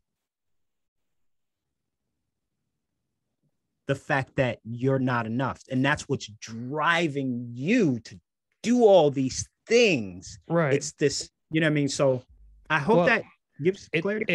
it helps, and I guess maybe the thing to add on to it, it's like even going back to the Adam and Eve story, I found it interesting hearing from different people and even someone that like is good at expressing symbolism and something in that story and kind of being able to distinguish I'd say man's standard versus like God standard, or like Correct. a higher standard that maybe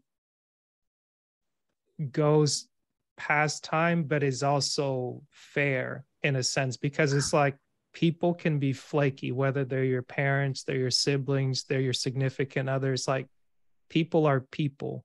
But in that story, it's that, yes, he hid because he knew he didn't meet the standard. And it's like in him not meeting the standard, he's not wrong.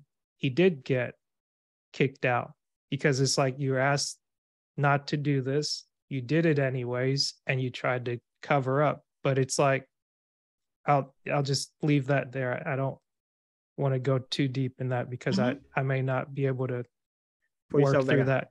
Right. Yep. But it's like I think there's a truth in that. And it's like the hiding part, it's not, how would I say this?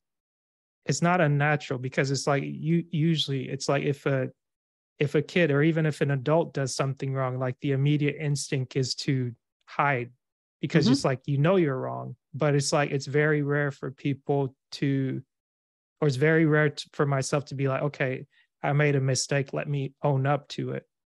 But it's like there's something to be said that like when you do something, you face the consequences, because that speaks to more of like who you are. It's like kind of going back to dealing with the failure. You're not going to, you don't need to get everything perfect, because that can also come out as the message to be like, okay, my goal is not to sin. And it's like, no, it's not that you don't sin. It's that, and this is where maybe I'm stopping again, where it's like the goal isn't not to sin, because I know for myself growing up as a preacher's kid, as a Christian, and even finding my way back into it now and trying to understand like, what did I misunderstand? What do I need to unlearn and relearn something properly to be able to use that lesson and apply myself in it? Is that okay? If there's a standard that you don't meet, when I don't meet it, the best thing to do is not to run and hide. The best thing I can probably do is to face it. It's not going to be pleasant because I know I wasn't right, but it's like better for me to like own up to it rather than try to cover that thing up. And it's like, it's simple, but it's harder done than said, because it's like you have to deal with the consequences that come. And then again, with when you're talking about your client and dealing with, okay, mom may have this perspective, or she may have this is the best child, or it might even be a misunderstanding where it's like, oh, right. And going back to the perception thing, it's like instead of addressing it head on, like you might not feel as powerful being a 10-year-old child or 15-year-old, and you constantly have to hear this programming. But even like as I speak to my parents now, present day, I'm starting to address those little things that parents say, where it's like they say things that are supposed to be encouraging, but if I'm not receiving it as that, going back to the mechanics that you're talking about, learning how to talk through them, I'm learning how to address the conflict to say, hey, this is a boundary I'm putting up. Like, I'm not going to take your words in this conversation, take them home with me and deliberate about like, oh, I really wanted to give you a piece of my mind. It's like, no, what I'm going to do right now is respectfully say, no, I don't accept that. Perhaps here's why, or just no, I don't accept that. Like, no is enough. Of a sudden, it's just to be like, okay, I don't like that. I'm not taking it. Kind of like as I've been constantly pushing back in our conversation, just to be like, what you could be saying a month from now, a year from now, might make perfect sense to me when I listen back to it, but I'm pushing back in a sense, not to just be rebellious, but to speak up for myself and just be like, that's not clear in my head. And it's like, even Yeah. after we get off the call, it's like, I may still need to like dig through that, but Process. Yeah. right, I still need to process that. But the thing that I'm also accepting is that like I don't have to have everything processed right now. And it's like, and even saying that and having this dialogue, it's like, I might not get it, but that's okay. Like, I don't have to get it. I don't have to be enough of a host, so to speak, in this framework. Like, I don't Yep. have to be the oh, like if you're at this level, if you're at this age, you're supposed to be like the genie. Like, no, You got to pull it out of them, and you got to make. right. Yeah, you don't have to do that. I don't have to do that. It's like what I'm really striving to do is like have like a clear conversation to where I'm like, hey, Charles, is there something that we're missing here? Like, am I misunderstanding you? Or like, are you fleshing this thing out the way that you're saying? And it's like, at the end of it, I'm like, okay, we went here, we went there. I think we're kind of we're like as you're And I'm still, speaking back to and me, I love the question you asked. I'm still flushing it out, right? Because mhm, that was a moment that I had that freed me, right? right, right. The But even beauty, yeah, go ahead. you go ahead.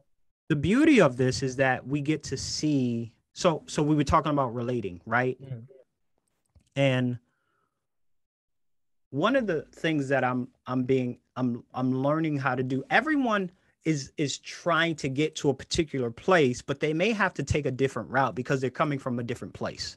mhm, If you're coming from California and you're going to Chicago, and I'm coming from Boston and I'm going to the same place in Chicago, we are not going to take the same route. yeah. It's not possible, right? So you're going to experience and see certain things. It I mean, might you be could, possible, but it's not going to be it's pleasant. not convenient, right? So you're going to experience certain things on your route that I just wouldn't experience. There's going to be construction at certain places. You're going to see mountains that I probably wouldn't see coming, right? So you're going to have different experiences. The thing that is dope about this conversation is that when we look at a place of when we're in a place of conf- confusion or lack of clarity, right? Mhm, yeah. You felt free enough to be able to say to me, hey, can you speak in the first person? Mhm, Right. And I, because I feel like I know you and I have a relationship with you, mhm, I didn't feel, yeah. it wasn't because of what you said or how you said it. It was Mhm, because I know in and of yourself, from my experience, Asher's not rude and disrespectful. mhm, I don't know you as someone who is rude and disrespectful. mhm, So I can't even picture or ascribe to you, right? That nature. So because of that, I now know he means something. mhm, He's trying to communicate something. Oh, not only is he trying to communicate something, he's not clear about something about you. And you mhm, need to explain that. So that's why I went and said, I speak the way that I speak because I speak from a place of what I believe, mhm. That makes sense. right? If I'm going to, I could be politically correct, but that Yeah. would be inauthentic. It's like I'm asking, help me get to Chicago. Like Yeah, I'm in Georgia, like I'm in South Georgia, you're near Atlanta, like help me get to Atlanta. Let's not even go to Chicago. Like, do I take this route? Like, what's the traffic report looking like? correct. Right. So, but I think the goal, one of the goals, I won't Mhm, say the entire goal, one of the goals is to be able to relate to someone so that when they do say something that's you can't interpret, you take the time to identify what they mean because you know that they're not coming from a harmful place. That's the, because if I know that you're naturally, that's not even, he's not trying to be offensive or whatever, then I'm going to relate to you differently than if I think that that's who you are. Right. It's just because of the relationship, the perception is depending on the type of relationship you have, the perception is going to be one thing versus another thing in regards to what you say. So, being able to have this discord, this discussion, and being able to hear the questions that you're asking, being able to hear how would someone, because I've never really shared this with anyone else. I think I shared it with my uncle once, like yesterday. But this is a new, when you ask me, what have I learned?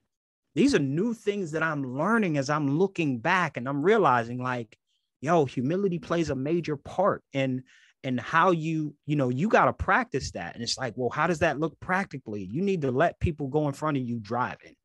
That's a practical, right? And then being able to seek first to understand, what is this person saying? That right there is hard, because I want to be understood. Yeah. If I feel like no one ever takes the time to understand me, I'm the one who's always asking the questions, then I'm going to, like you said, earlier, you're going to be like, nah, I'm gonna make sure everybody understands me. Why are you doing that? Because you are coming from a place that nobody understands you. And now you're like, no, I'm not taking this anymore. It's like, no, like this is about growing up. This is about being mature, right? What is this person really saying? And it's hard to do that when you have a problem with them. Yeah. When you're married to someone and you got a problem with them, you don't want to hear what they got. I don't care what you have to say. Like, you need to understand me. I'm the one who feeling violated. Can you put that to the side and be effective? Because you're talking about having a relationship. The before you can get to the ship, you got to relate.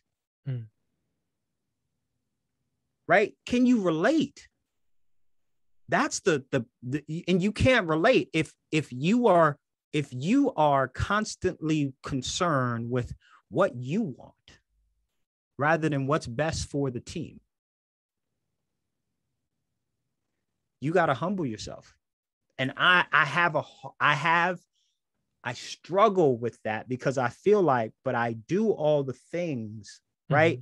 I'm doing these things. Yeah. But your heart posture is not from a place of humility, because you are striving to be the man. You're striving to be enough. You're trying to prove that you are enough. But if you could just accept that you don't have to be, you won't get into this comparison, this competition, and this combat to be enough, to be first, to be on top, to be the leader. One of when we talk about leadership, we always talk about setting a trail, and that is one way that when we use that analogy, it creates a perception. What that means, you got to be first, you got to be out front, right? But when I looked at leadership from a foundational standpoint, I looked at it, and the image I got was a house, and a house sits on a foundation. Nobody buys the house for the sake of the foundation. They appreciate the foundation is there. There are a lot of houses where you don't even see the foundation. If you look at leadership from that standpoint, it takes on a whole different meaning. You're actually not out front. You're not even actually seen. They don't even look at you until something's wrong. That's a humble place to be. Right. The thing that's hilarious about that is basically that's literally the type of work that I do, and a lot of people that graduated with the same degree that we do, that is what we do. It's the work that's unseen, and it's unseen work. Right. And it's usually like you wouldn't see us unless there's like a problem or something major going on. Well, no, it depends on the context matters, but it's like if you're seeing a building, like I think a few years ago, the Miami high rise or hotel, just like it seems like half of it just fell off. It's like that's when they start looking at who made this foundation, who put Exactly. this in, like Who what, put this foundation here? right. Right? Because that's the first thing you have to deal with before you even put this building up. Yeah. You have to lay a proper foundation. If you don't lay a proper foundation, we are going to have a problem. But when you talk about, the beauty and nobody cares about the foundation, even though it's and again, when you're when you're saying that, the reason that I'm catching myself now, I can't say nobody. No, it's like even when you said nobody, I'm understanding kind of like we just talked about, like how we relate to each other, how we have developed a relationship with each other. It's understanding that, like, you're speaking from your experience, and it's like me understanding, nobody, like, I know. right. So it's like me understanding, like, where I'm at. That's why I'm like, there's no reason to be attached or no reason to be upset with a certain perspective that someone gives me. And that was another thing that my mentor gave me, is just that be attached, be detached, and open to everything. So, like, just be observing of what it is that happens in your environment, in your circle, kind of speaking to the person cutting you off. It's like, okay, yeah, someone's cutting me off, but now it's in a sense, it's like, what's my mission? I'm headed to work or I'm headed home. I don't know what that person has going on. I'm grateful I was vigilant to see it. Maybe it might sound like, yeah, that for me personally, I enjoy an environment where it's controlled, an environment where it's like I'm at peace and I don't feel that I'm constantly agitated. Some people like to be like in a get up and go type thing. And it's like, I'm learning to understand that that's fine. Like, everybody doesn't need to be woosah and like, Yeah. hey, let me just let me just Barry White you, or just like speak to you with the radio voice. And you just, no, sometimes you do. Some people want to get turned up. Some people want to get hype. It's like there's a time and a place for everything. And it's understanding my role at the moment that something is going. It's like, hey, I might just be the observer. It's like, oh man, look at that. That was crazy. And it's like, that was something. Like, maybe now I have something to talk about, or I just have something that just like, oh, this happened today. I wasn't a part of that. I hope that person's all right. Like, just move on. And it's like, when you say something, I'm like, he's not saying it to me. He's saying it to me, but it's not about me. It's not something that I have to like ingest and be like, oh, what do I do with this? It's like, oh, I can't digest this. It's like, bro, calm down. Like, see, that's the power of relationship. Right. And it's like, yeah, but like you now begin to understand, and I'm sorry. No, you're just good. Quick thought. The power of relationship and intimacy is that the more we relate, the more we become intimate, the more you know what I mean when I say certain things. That's the power, so that it doesn't matter what I say, because you know me, you know what I mean. If I say habla español and you don't speak Spanish, the problem isn't that I'm not talking and you're not listening. The problem is you don't understand what I mean. Yeah. Meaning, going back to what you said, is what matters most when it comes to relationship, because we're constantly having a perception about what something means, and we have a perception of reality that's not actually the reality, but the decisions that we're making is on the perception. Right.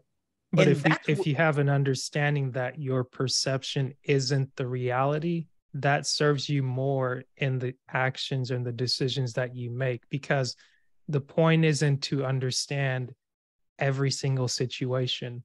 To your point, what it means, like intimacy, I think it was explained to me, it's into me, I see. Yeah. So it's like, when you're able to see yourself in someone else, no matter what horrific thing they do, or no matter what beautiful thing they do, like if you can see yourself in a situation, you can relate to it. And something that might have offended you before or bothered you, it's like it may not bother you as much. It's like, okay, I'm not going to go do that. I'm not going to go participate in that. Mm-hmm. But now I have an understanding, like, I don't go here because of this reason. Yeah. It's like you don't need to go and shut down every place that you're not going to go, because it's like you're not going to go there for whatever reason it is that you're not going to go there. But having an understanding of what perspective you have and where it does and does not apply, it saves you a world of headache. It's like there's a lot of things you don't need to consider, because it's like, this is my singular focus. And it's like, when it's not, that's probably not where you need to be focused, because that's not your focus. It's, again, going back to the whole reason why we need to build a better relationship with ourselves. When you don't know that, right? When you don't know enough about you to be able to say, oh, I'm not seeing the full picture. And I not only that, but to be able to remove, I come out of the context of emotions, where, you know, in this personal development industry, it's all mindset. And I say, you know, mindset is important, but birds don't fly with one wing. It's not just mindset, it's also heart set. Where you are emotionally is what's causing you to do certain things, right? I didn't realize this till recently. Oftentimes your emotions cause you to act. Your thinking is what causes you not to. Right? You want to do this. You feel this thing like, I'm about to go do this. And then when you think about it, the actual aspect of processing keeps you from acting on what you feel. Right? And being able to not navigate, but pull these things apart and see the inner workings. How is that? The beautiful thing for me is being able to stop, knowing that there are times when I miss information. You know that about yourself. And because you know that about yourself, you can stop and say, okay, what did I miss? I'm upset about something, but usually when I get upset about something, something will come out where it was, I missed some particular information. Now I'm armed with changing my behavior with, you know what? Let me first ask myself if I missed something. Let me go back and say, okay, you said this. And when you said this, I heard this. Is that what you meant? Right? Why? Because I know myself. I know that I can miss I process information really quick, but because I process information really quick, I can miss some information. And it's like, this is the power of building a better relationship with you. I tell people, multi-trillion-dollar companies, right? This my thing for building self-awareness is journaling. You know, journaling or voice recording, something you can write down or, you know, get it out of your system. And I learned that, you know, I've been journaling for 22 years. And I was watching a documentary and I realized multi-billion-dollar companies journal. Facebook, Google, Amazon, they're all collecting data. Right? They're collecting data on what you do, when you do it, how you did it, how much you spent doing it, how much time you did it with. Why? Because they're trying to figure out what's causing you to do what you do.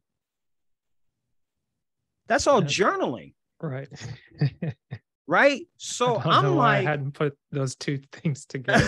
Like, they're journaling, right? So I'm like, Yo, if multi-trillion-dollar companies spend billions of dollars to journal about you, to know you better than anything, shouldn't you spend some time knowing yourself?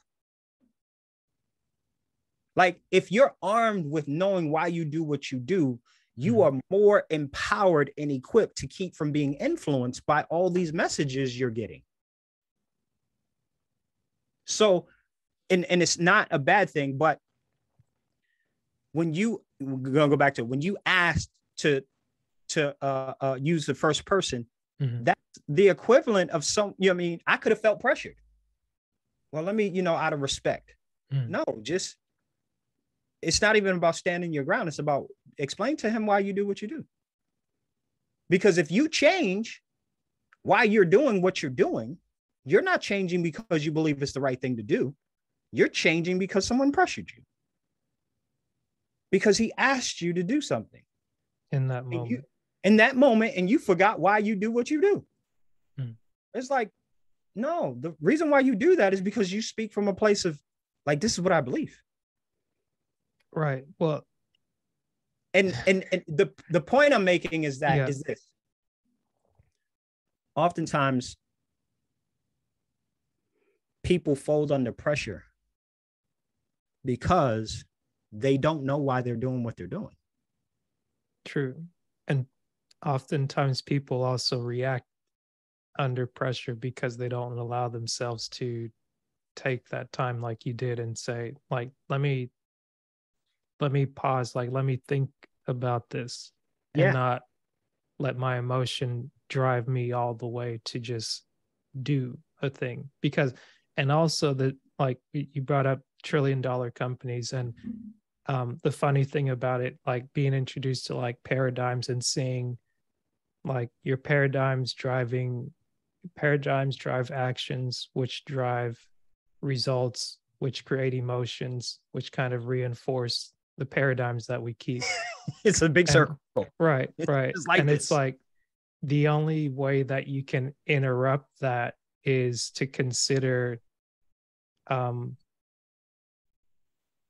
the paradigm you currently have, like kind of going the reverse. Like, what is I might have mixed up the emotion and the results, but it's like, okay, if you know you're getting a certain result and that hasn't been serving you to this point, the best thing you could probably do is just say, okay, what would it be like to get something else?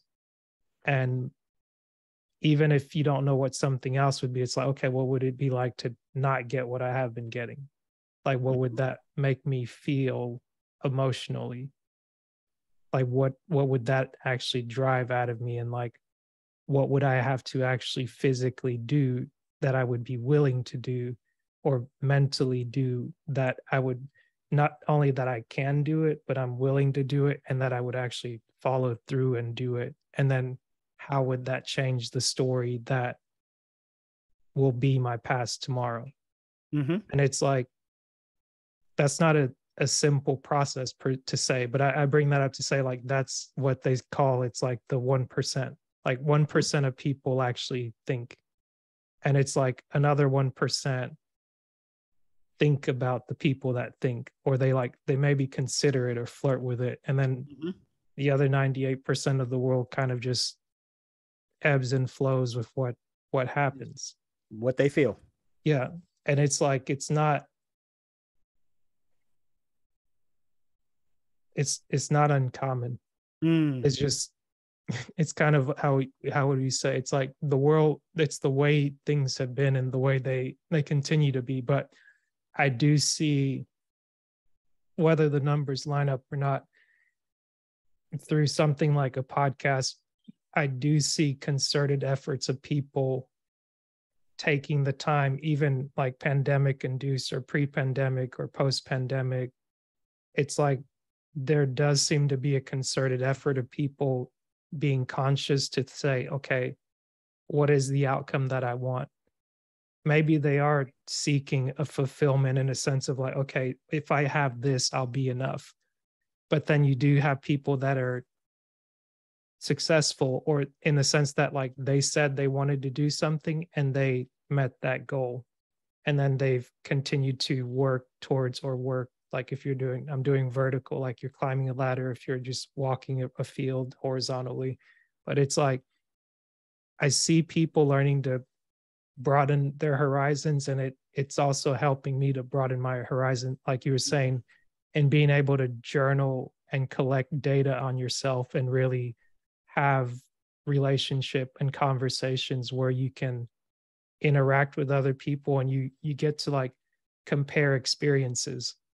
And then it's like, okay, like, does this conversation validate what I'm doing? Like, is it meaning, is like, is the path that I'm on still worthwhile? If so, Mhm. like, okay, I'm just gonna go on about my day, but I'm gonna go about my day with an intention that what I'm doing has meaning to it.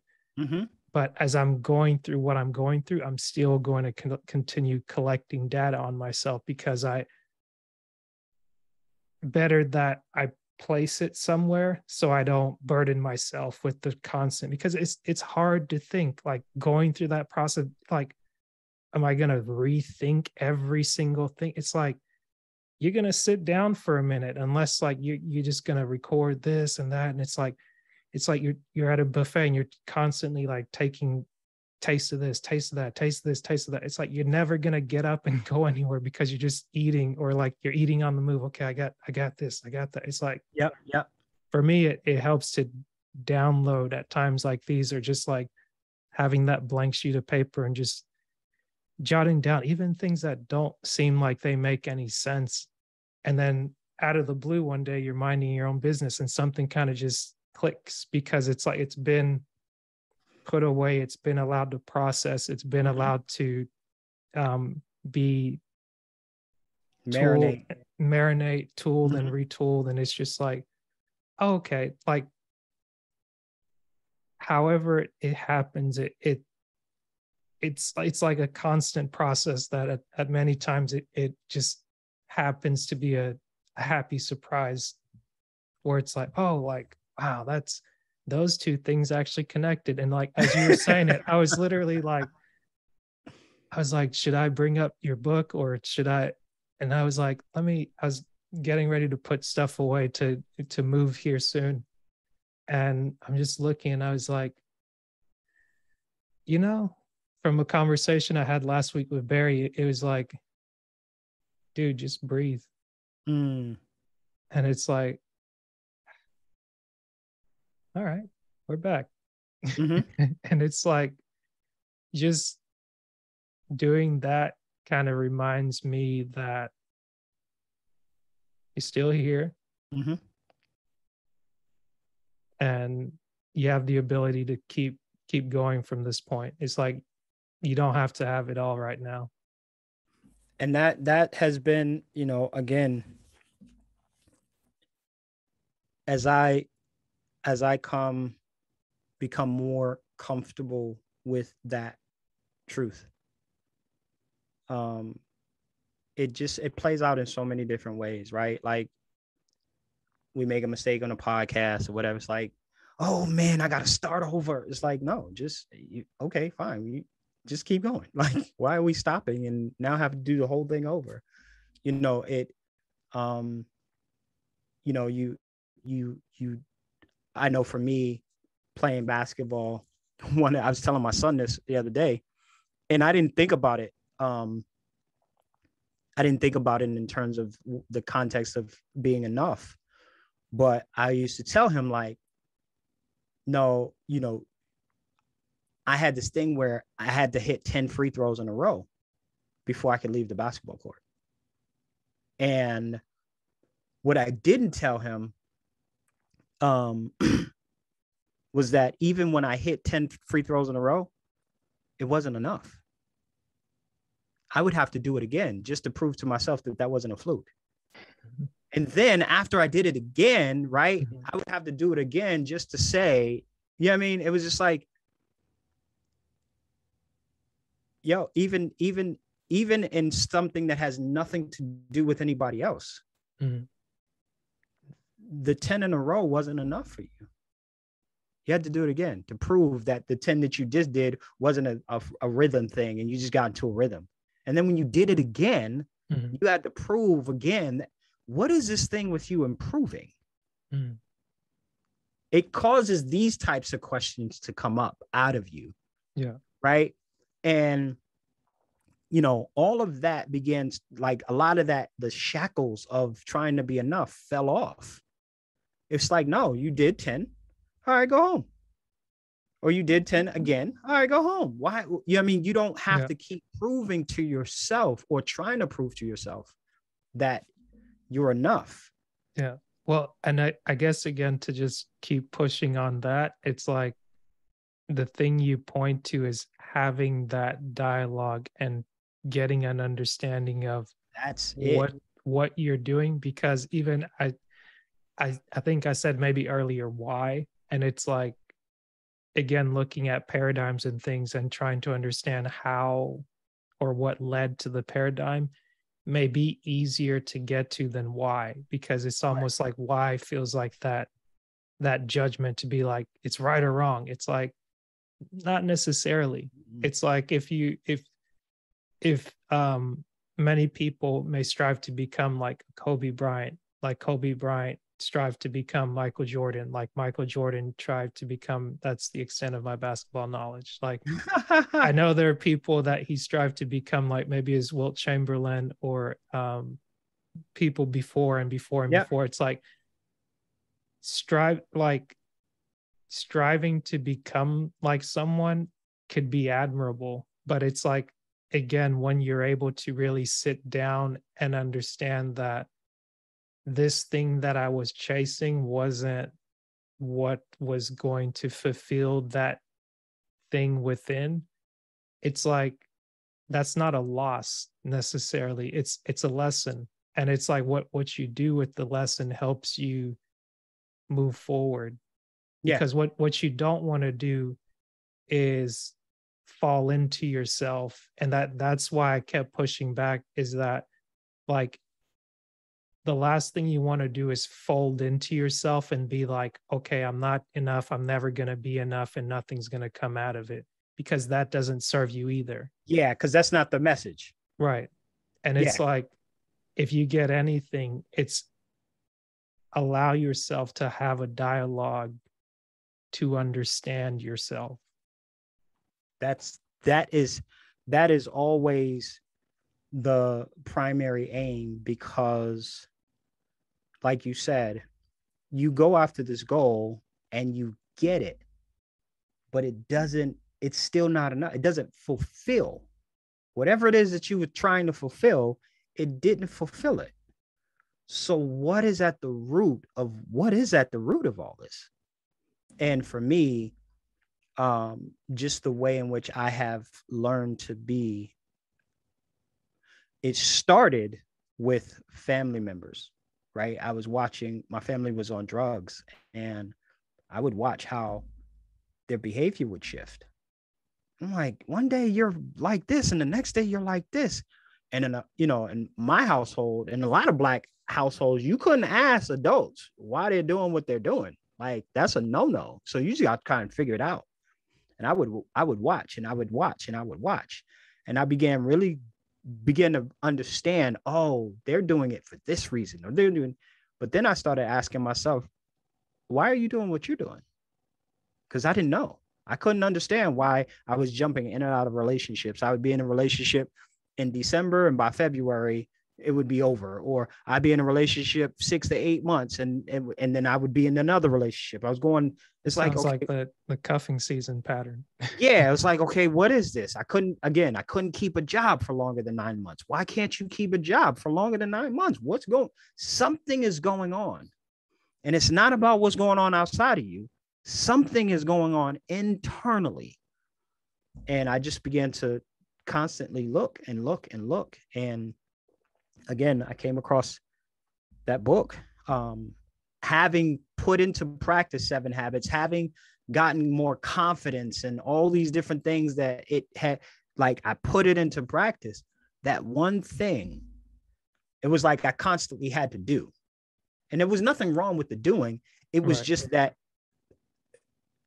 the a lot of people understanding. talk about being intentional, right? Right. But you can't be intentional about everything. Some things just has to be, or I use the word organic, but really it's routine. Mm. Right? If I got to sit there and consciously think about breathing, Yeah. right, that's gonna be a hard thing to do. But when I looked at what he Until was it, saying about right. perception, it Yeah. was like, yo, if you changed your perception, you wouldn't have to work as hard as you do when it comes to the doing, Mm. because you're operating inconsistent with what you believe. That's why it's so hard. Yeah. And I was like, oh, how do I change that? And the book never gave me a recipe for that. Mm. When you read the book, there's no recipe for changing your perception. He just said that he did it. He and his wife, he said it took a lot of faith, a lot of prayer, but they had to change their perception about, and going through the book. I mean, Mm-hmm. you do change some things about yourself, but it was just like, yo, if I can help people change their perception, then Yeah. their behavior automatically changes. I Mm. saw it in my own life. When my perception changed about certain people, my behavior. He talks about it in the story. Now, the last story, but Mm-hmm. he talks about in the story on the train where there's a guy who gets on the train with his kids. His kids are rambunctious. Mm. They're walking around, slapping people's newspapers. And he's sitting next to the guy who's their father. And he's like looking around like, yo, he's not going to do nothing about this. Like, Mm-hmm. he's frustrated that these kids are walking around doing whatever. And the father's sitting there. He's not saying anything. So he kind of nudges my man like, yo, your kids are, they're acting up. Can you do something about it? Like, what is wrong with you? Mm-hmm. And the guy kind of comes to. And he says, oh, man, we just came from the hospital where their mother died. And I don't know, they don't know how to handle it. And I guess I don't know how to either. Mm. He said that his whole demeanor changed. He was frustrated because his perception was this dude is being willfully ignorant to what his children are doing. That was his perception. That was the context or the meaning he derived from the context of what he thought he was experiencing. Mm-hmm. But when new information came about what the real context was in his wife's death, his heart went out to this man. Mm-hmm. His behavior towards him. Now he's asking, man, how can I help? Whole demeanor changed. Yeah. Why? Because his perception changed. And his perception changed when new information came. And that's why I'm always talking about building a better relationship with yourself and using journaling, because you can pull out new information that may not have been there when you were in it and you were surrounded with all the emotion about how you felt about it. So that makes sense. That's my story, and I'm sticking to it. I like it. Going back, I'll get you out of here with this question, but feel free to follow up. Going back to the first question I asked you, are you still who you said you were? No. I mean, let me rephrase that. I'm still a husband, still a father. My name is still Charles Irving, still from Boston. I am still living in Georgia. The content of my character is changing.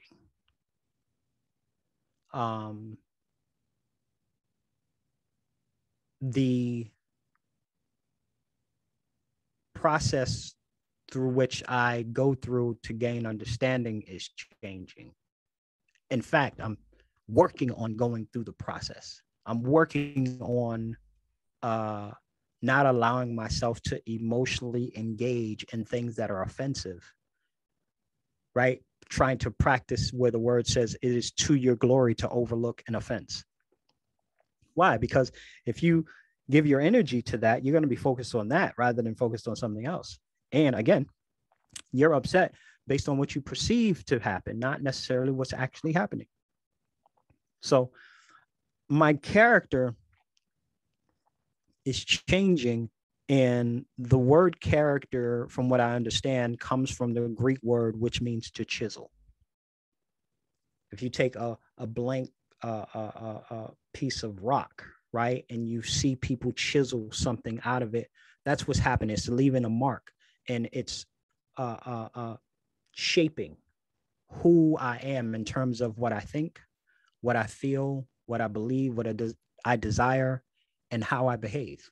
Those 5 areas that make up who I am are changing and becoming more mature in how I relate to myself and how I relate to people, so that the quality of my life and my relationships are getting better. So I am who I am, but the nature and the characteristics of who I am are becoming more and more clear. I love it. I enjoy your very thoughtful. Let people know where they can find you online or offline. Oh, okay. So you can find me at on Instagram at Coached by Charles Irving. Coached, CoachDByCharlesIrving. I know that's kind of long, but it is what it is. And then you can find me on Facebook at Charles Irving. And my email is coachedbycharlesirving@gmail.com. I love it. Thank you, Mr. Irving. This was a pleasure having you on the podcast, and I'll have you on many more times. This is a great I'm conversation. looking forward to it, man. I greatly appreciate it. And I remember, man, and this is just such a, I'm so proud of you. I remember when it was difficult for you to kind of put yourself out there, and, for years you were just a quiet dude who just, you kept to yourself, didn't want to necessarily say much. And you're still a gentle giant, a gentle soul. But I'm just so proud of you and taking the risk to start this podcast, the consistency with which you have delivered it, and your just willingness, man, to grow and develop and put yourself in places that allow you to become more of who you are and showcase that to the world. So I'm honored to be on here, man. And, as always, anytime you need me, I'm there. Thank you. Yes, sir. Yes, sir.